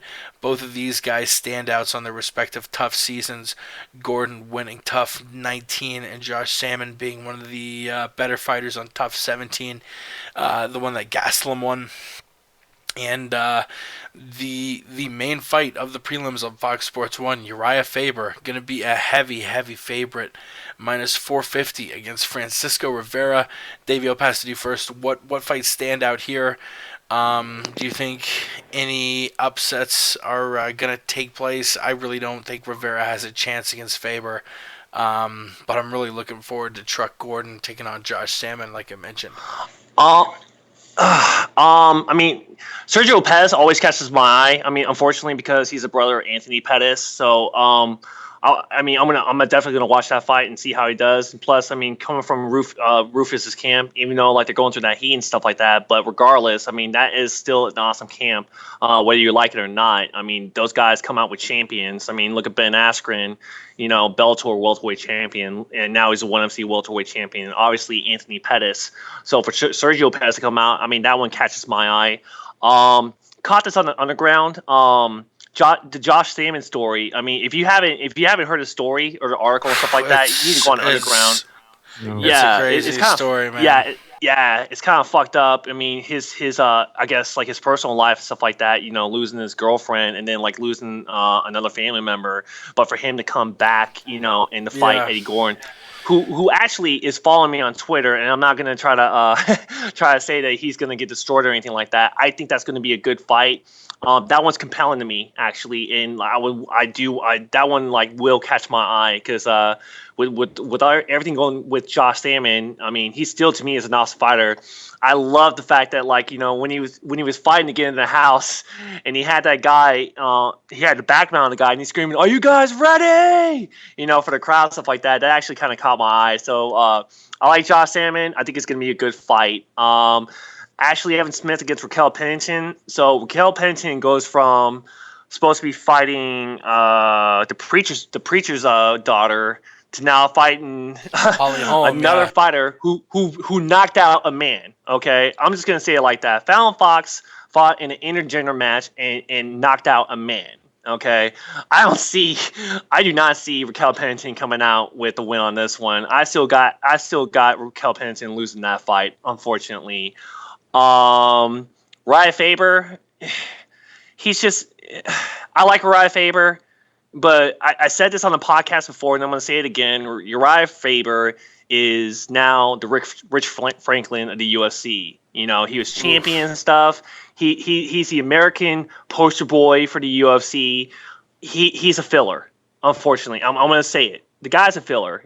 As much as I do like Uriah Faber, I don't see him really going for another title shot. It's going to be Dominic Cruz and Dillashaw fighting it, and I believe that Cruz is going to win that fight. And I mean, will Faber fight Cruz again for the rubber match? Yeah, more likely. But do I see Faber winning that belt?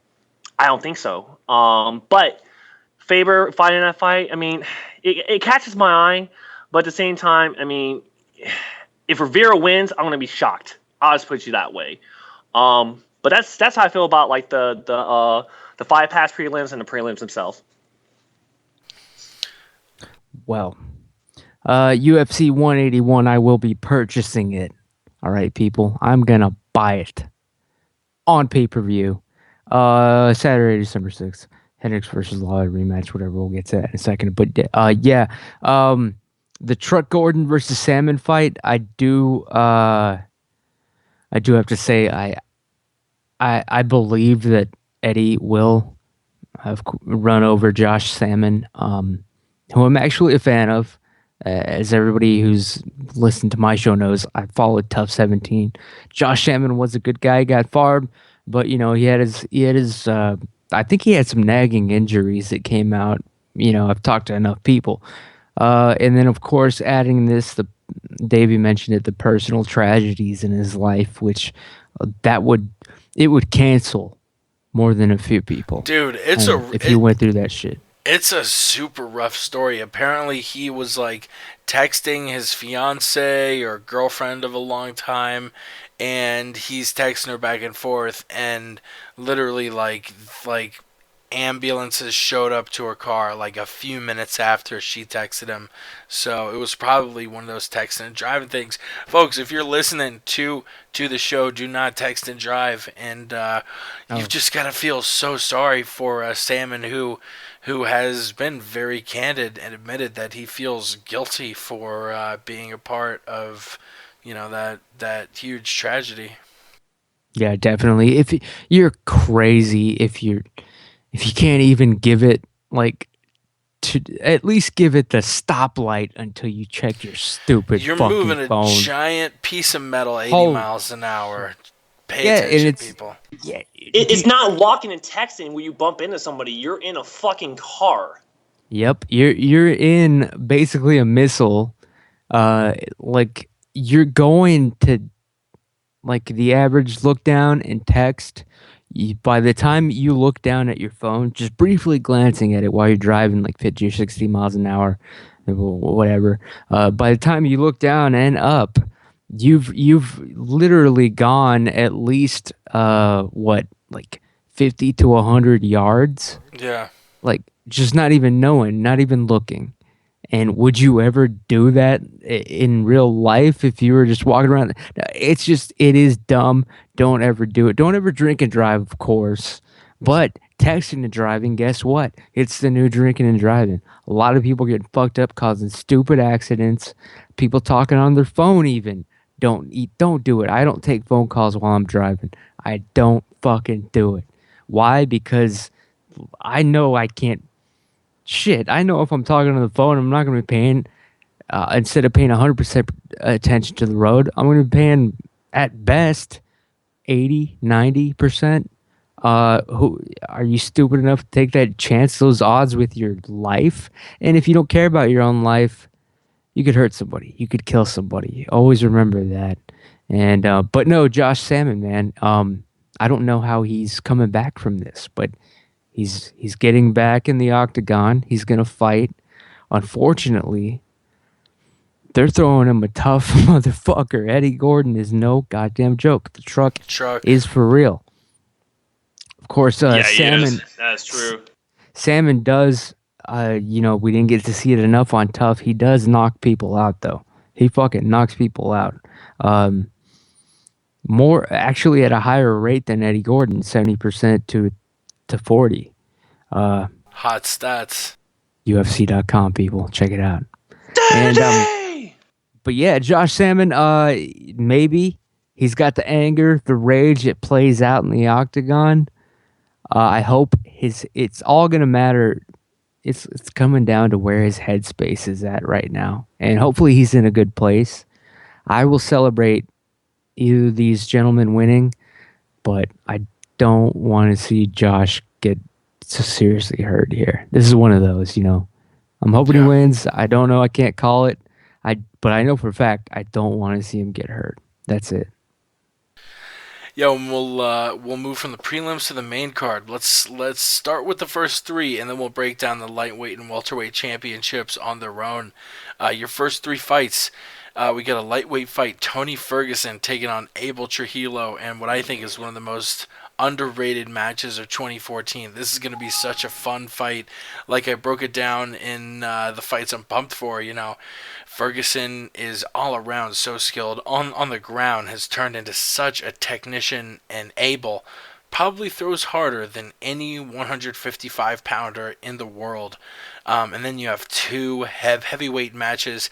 Todd Duffy, a pretty big favorite over Anthony Hamilton, and Travis Brown taking on Brendan Schaub, who's gained a lot of popularity with the Fighter and the Kid podcast. It's a fun show he does with Brian Callen. But Travis Brown is a motherfucker, man, and I want to see Schaub do well. I think Schaub could very well be, a top 10 heavyweight currently, and he's young. He's going to get better, and maybe in a few years we're talking about him being title-worthy, but at the moment I'm just not sure, and I don't know if he can get past Travis Brown. If I were a betting man, if I were betting on this card, I really like Ferguson winning by submission plus 550 against Abel, because standing up, Abel definitely has the advantage, but I think Ferguson has the tools to take it to the mat and maybe sub him out. And Duffy and Brown both winning via KO, TKO, I think is minus 160, which is decent odds considering I think they're both minus 300 or better straight up. I wish the best for Brendan Schaub.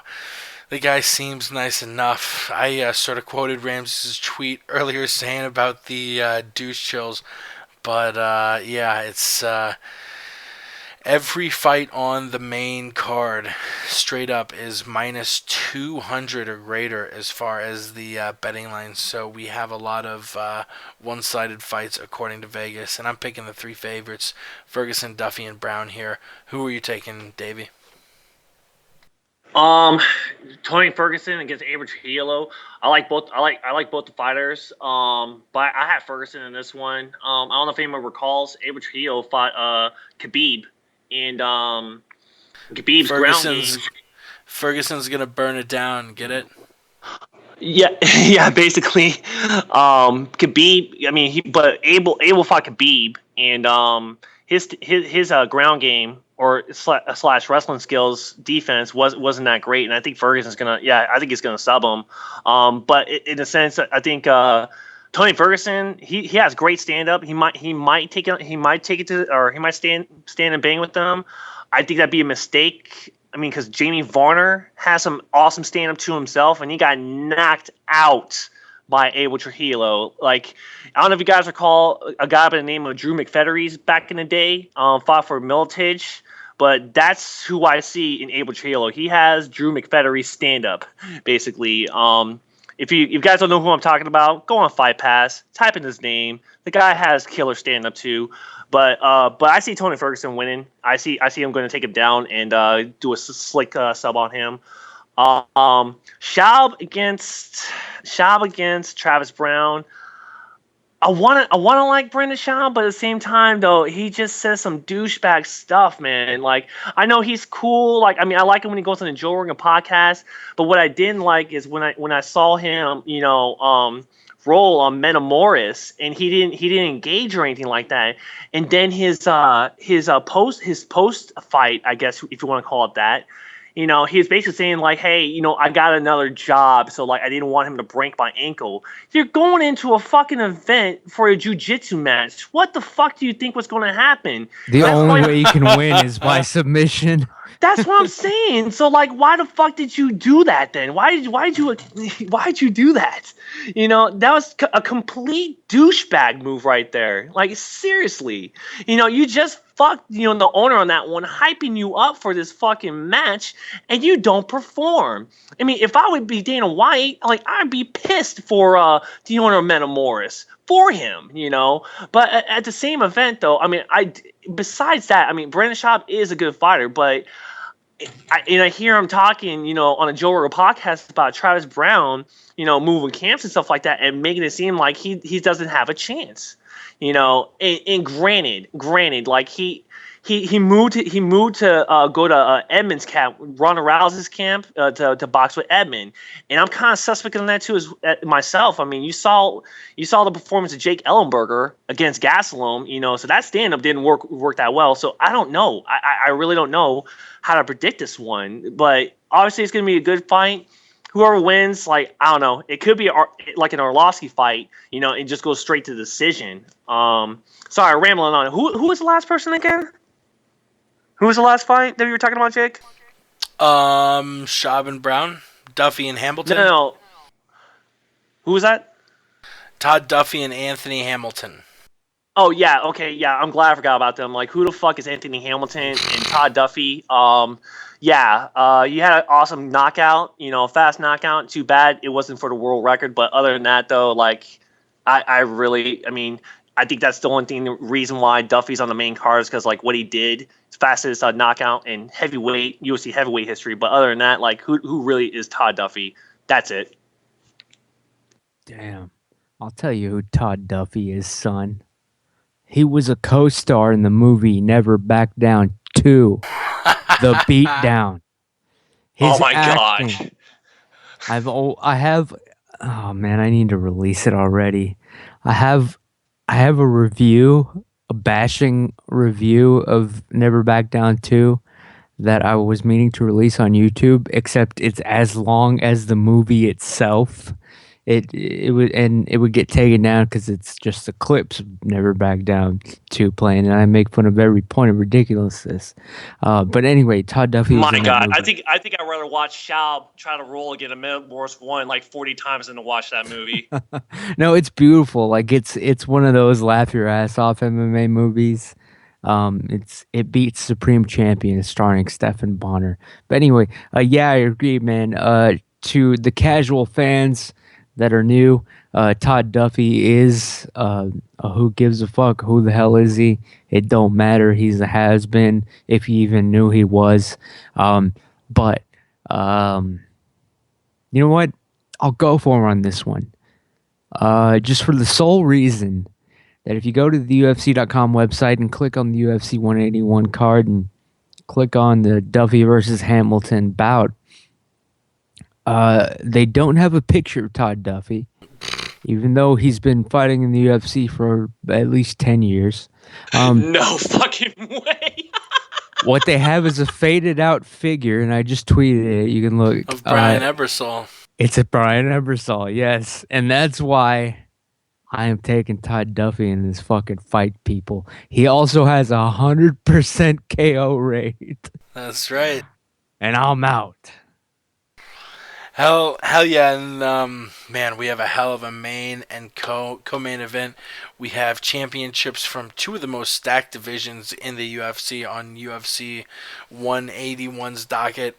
Pettis coming back from a long layoff, Hendricks coming back from a long layoff. So let's break down the lightweight championship, the co-main event first.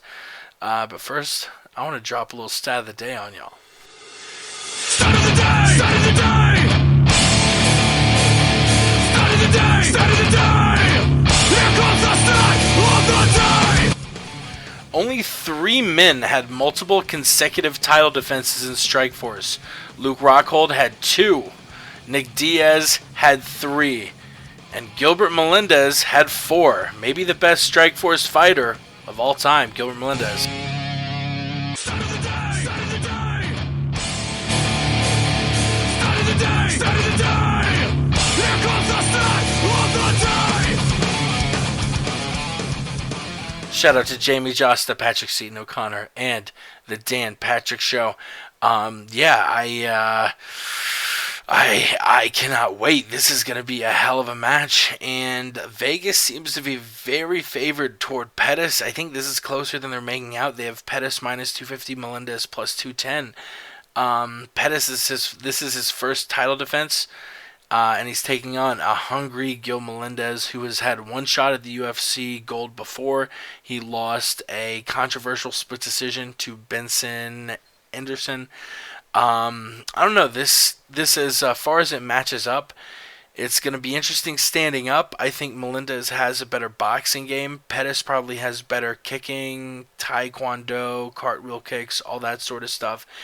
When it goes to the ground, I don't think either guy, I mean, both of them are very good grapplers, so I don't know if I can say give it to either guy. This is going to be very close. I think it's going to come down to who is hungrier.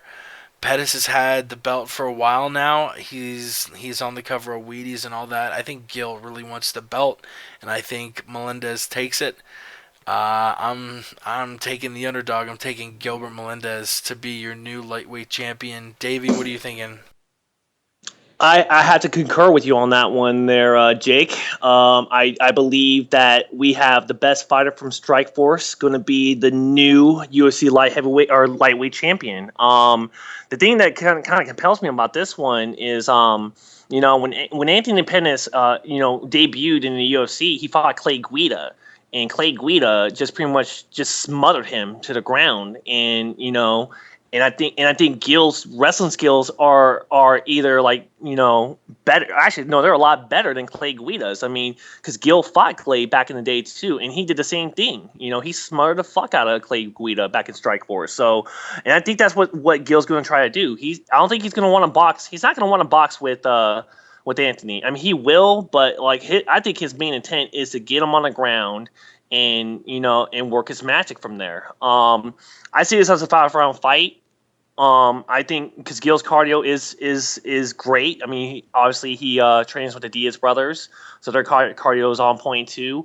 But it's not to say anything bad about Anthony Pettis. I mean, if he can keep it standing up, and get away from the takedowns and, do his little fantastic ninja kicks off the cage and whatever, then, I mean, I could see it going for him, but I think Gil has an iron chin. I don't think Gil's been knocked out. I don't think Gil, has gone into a TKO. I think all of his fights that he lost have been by decision. I know it's not that much, but I see Gil grinding them out in 5 rounds, and we're going to have a new champion. Well, first off, and I will talk the championship fight here, but I do want to mention, yes, Lexi just dropped a hot ass video. You guys know what I'm talking about, but what? But if you notice, what did we just get done talking about? Not texting and driving and using your fucking phone when you're in the car. And this video is taken entirely in a car with Lexi driving around with one of her friends, listening to loud music with one hand, taking the video with what I presume was her phone. Lexi, listen to what we're saying here. Then that's it. I'm just saving lives left and right, people. But yeah, Melendez versus Pettis, the championship fight. Um, I did see Melendez fight Diego Sanchez in Houston at UFC 166. First live fight I've ever seen. Um, that being said, Melendez got dropped and almost taken out by Diego Sanchez.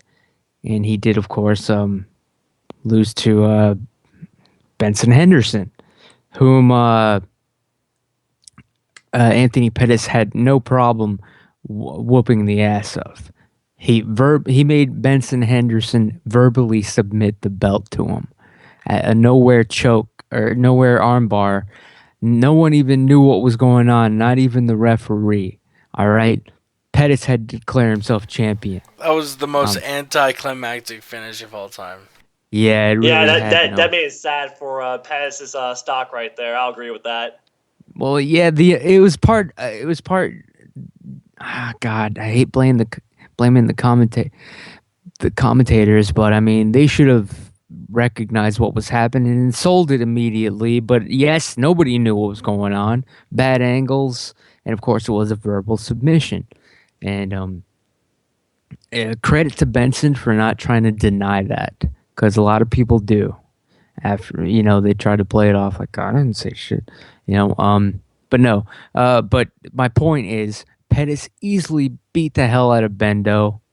Didn't even break a sweat. And so he'll easily do the same to Gilbert Melendez unless these injuries aren't fully recovered. And that is the only question of this fight. But we're going to get to find out on Saturday. Pettis only loses if he's injured. Yeah, he's probably rushing this one. He's chronically injured. He has some serious problems. When he puts himself back together again and he's on the right stuff, and I don't mean illegal drugs, but you know what I mean. The training, the mental, the the right therapy, rehabilitation.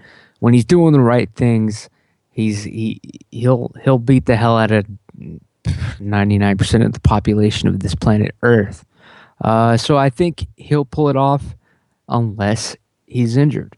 That's it. That's the only question. Gilbert Melendez, in my opinion, has no chance unless Pettis ain't there 100%. That's it.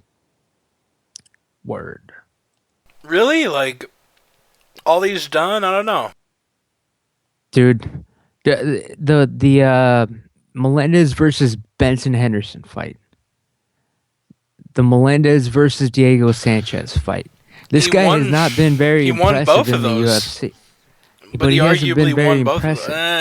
Yeah. The Benson thing. I don't see it, man. Diego Sanchez almost knocked his ass out. I was there, and that's enough for me to. I mean, I've never seen anybody almost knock out Pettis.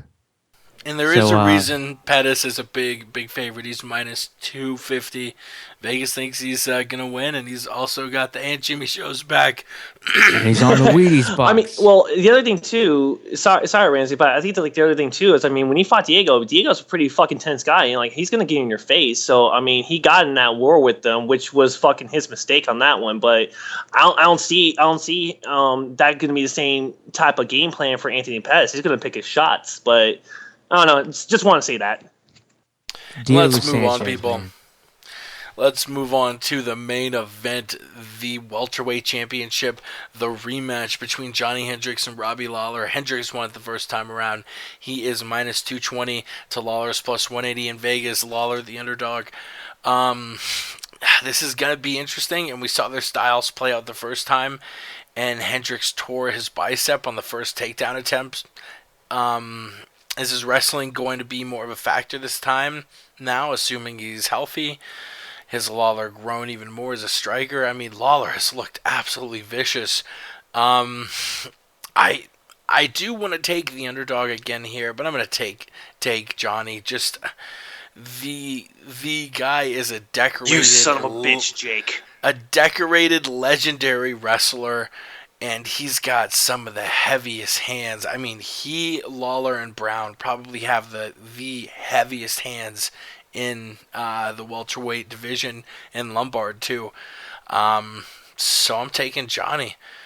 Davey, do you agree? Do you disagree? I don't know if you're mad because I stole your point or because you disagree. What is your take on the main event, the rematch between Hendricks and Lawler? Good God Almighty, Jake! You goddamn son of a bitch! You're taking Johnny Hendricks. No, it's not going to happen, and I'm going to tell you why right here. Okay, Robbie Lawler learned from his mistakes from the first time he fought Hendricks. Okay, and Robbie Lawler went out there and fucking demolished Jake Ellenberger. Robbie Lawler went in there and fought Matt Brown and demolished Matt Brown. He has learned from mistakes. He is now on fire and he's fucking hungry to get that belt around his waist. I will never, ever pick Robbie Lawler out of a fight. Never pick Robbie Lawler out of a fight. He will be the new champion. He will be more hungry to get that belt than George Rush St. Pierre when he fought Matt Hughes the second time. Because he got to that ladder. He got to that ladder. And now he knows that he should have fought more to get the belt the first time. But now he's hungry. And now you got Johnny Hendricks. Johnny Hendricks, who hasn't fought, hasn't really said much, and just been away from the UFC, just nursing a fucking elbow or bicep injury. Who fucking cares? Okay? It's going to be Robbie Lawler's belt. Robbie Lawler is going to be the new welterweight champion. Robbie Lawler. Robbie Lawler. Robbie Lawler. Robbie Lawler. Take it home for us, Ramses. I have to say, I agree with Davey Spears, man. I believe, and this is the word on the street, that Johnny Hendricks is a dead man on Saturday. He made the mistake, the crucial, life-changing career, ending pretty much. I mean, mistake of letting Robbie Lawler off the hook the first time and not finishing him, not decisively winning. That was a mistake because what has Johnny Hendricks done since he won the belt? He's gotten soft. I mean, look up pictures, man. He's blowing up. Lawler kind of looks like the old school UFC logo, like the guy standing on top of the globe. Shout out to our boy Juno who emailed me that random observation. The MMA Podcast at gmail.com if you want to email us random observations. I heard a rumor that's actually supposed to be Boss Rutan. I can see that. But yeah, Johnny Hendricks made the mistake of not finishing Robbie Lawler in the first fight in decisive fashion. It's going to come back to haunt him because Robbie Lawler is the kind of guy who's going to learn from that, and he almost and arguably whooped his ass in the first fight. Johnny Hendricks got soft. He's got the belt. It came down to that. I think it's inarguable that it was 2-2 going into that fifth round. And Johnny was barely edging out the striking, and he locked down that he sold it, that man. takedown. Yeah, Johnny. It was a close fight. It was a close fight. I'm not gonna. Yeah, go on. Johnny's fights against George and Robbie were similar in that they were very close fights, but I think you got to give them both to Johnny. Yeah, going back, I mean, it was a close fight. Don't get me wrong, and Johnny got the belt. He got the nod. But like, what I didn't like was one of the judges scored like the third round, like a fucking 10-8 for Johnny. Yeah. And I'm like, the fucking third round? Are you fucking high, dude? Yes. He was just fat in the wallet. You know what I'm saying? You gotta they juiced it a little bit. Whatever. Well, they hire incompetent judges knowing exactly what they're going to do. That's also possible. Much less talked about, though. But yeah, man, this one, Johnny Hendricks is a dead man. He took too much time off. Every tweet I've seen was him just fatter than the last tweet and on a different vacation, spending that money. I don't think and plus he had some horrible injury. I mean, he even talked about it like in detail. Shit, all Robbie Lawler has to do is capitalize on that, incorporate it into the things that went wrong in the first fight. Do the math. Robbie Lawler, he's willing to die. I mean, he ain't gonna tap or quit. You're gonna have to knock his ass out, And Johnny couldn't do it the first time. He's not going to do it this time when Robbie Lawler has learned from everything. Hendricks has convinced himself he's a dominant champion. What have you seen him out there learning? No. Robbie Lawler is probably watching that fight every damn day. That's what I would do. And I'm going to bet Robbie Lawler. Even though I don't even particularly like these guys as far as being a huge fan or anything like that. Like, I don't follow them or whatever. And I don't mean on Twitter, but you know what I mean. It's written on the wall. You think he wins it inside the distance or by decision?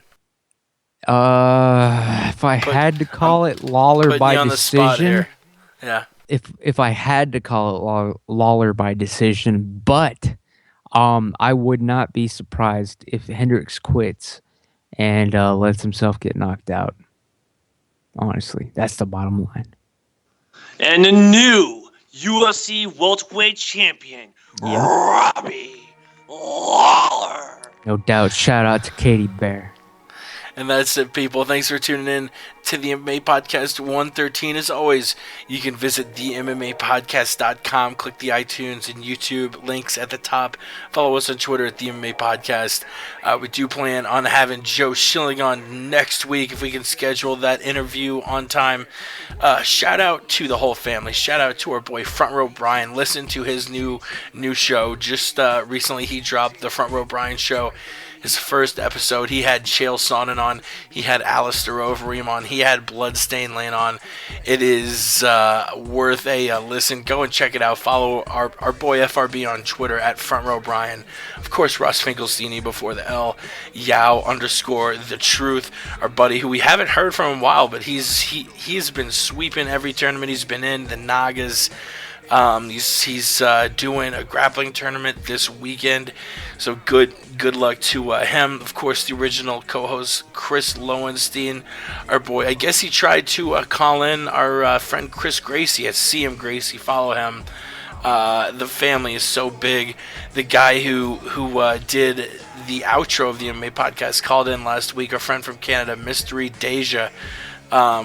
You'll hear that in just a few seconds. But yeah, the family is big. It's growing. We love the shit out of all of you. Davey, where do we find you on the Twitter universes?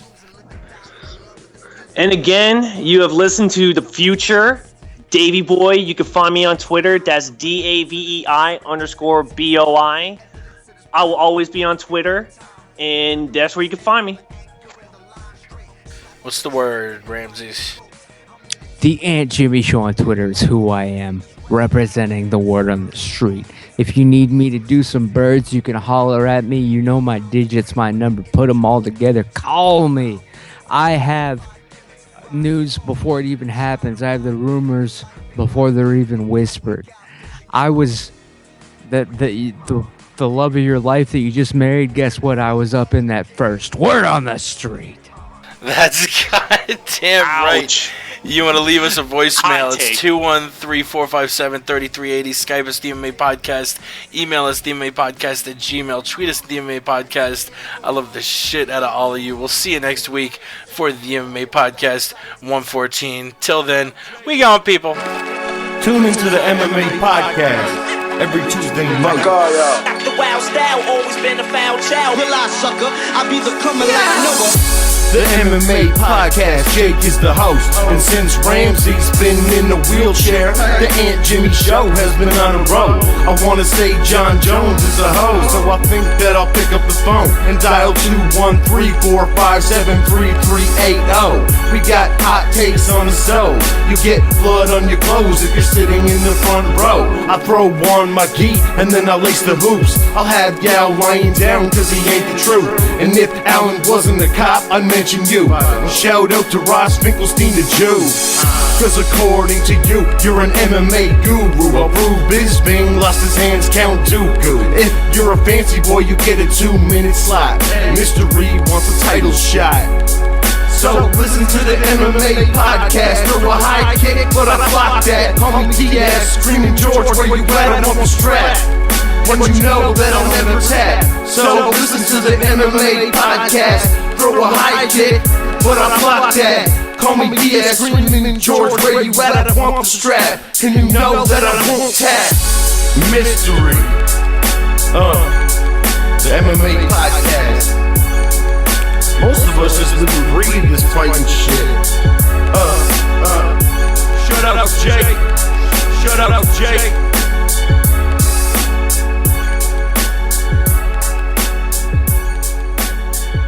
Cocksucker.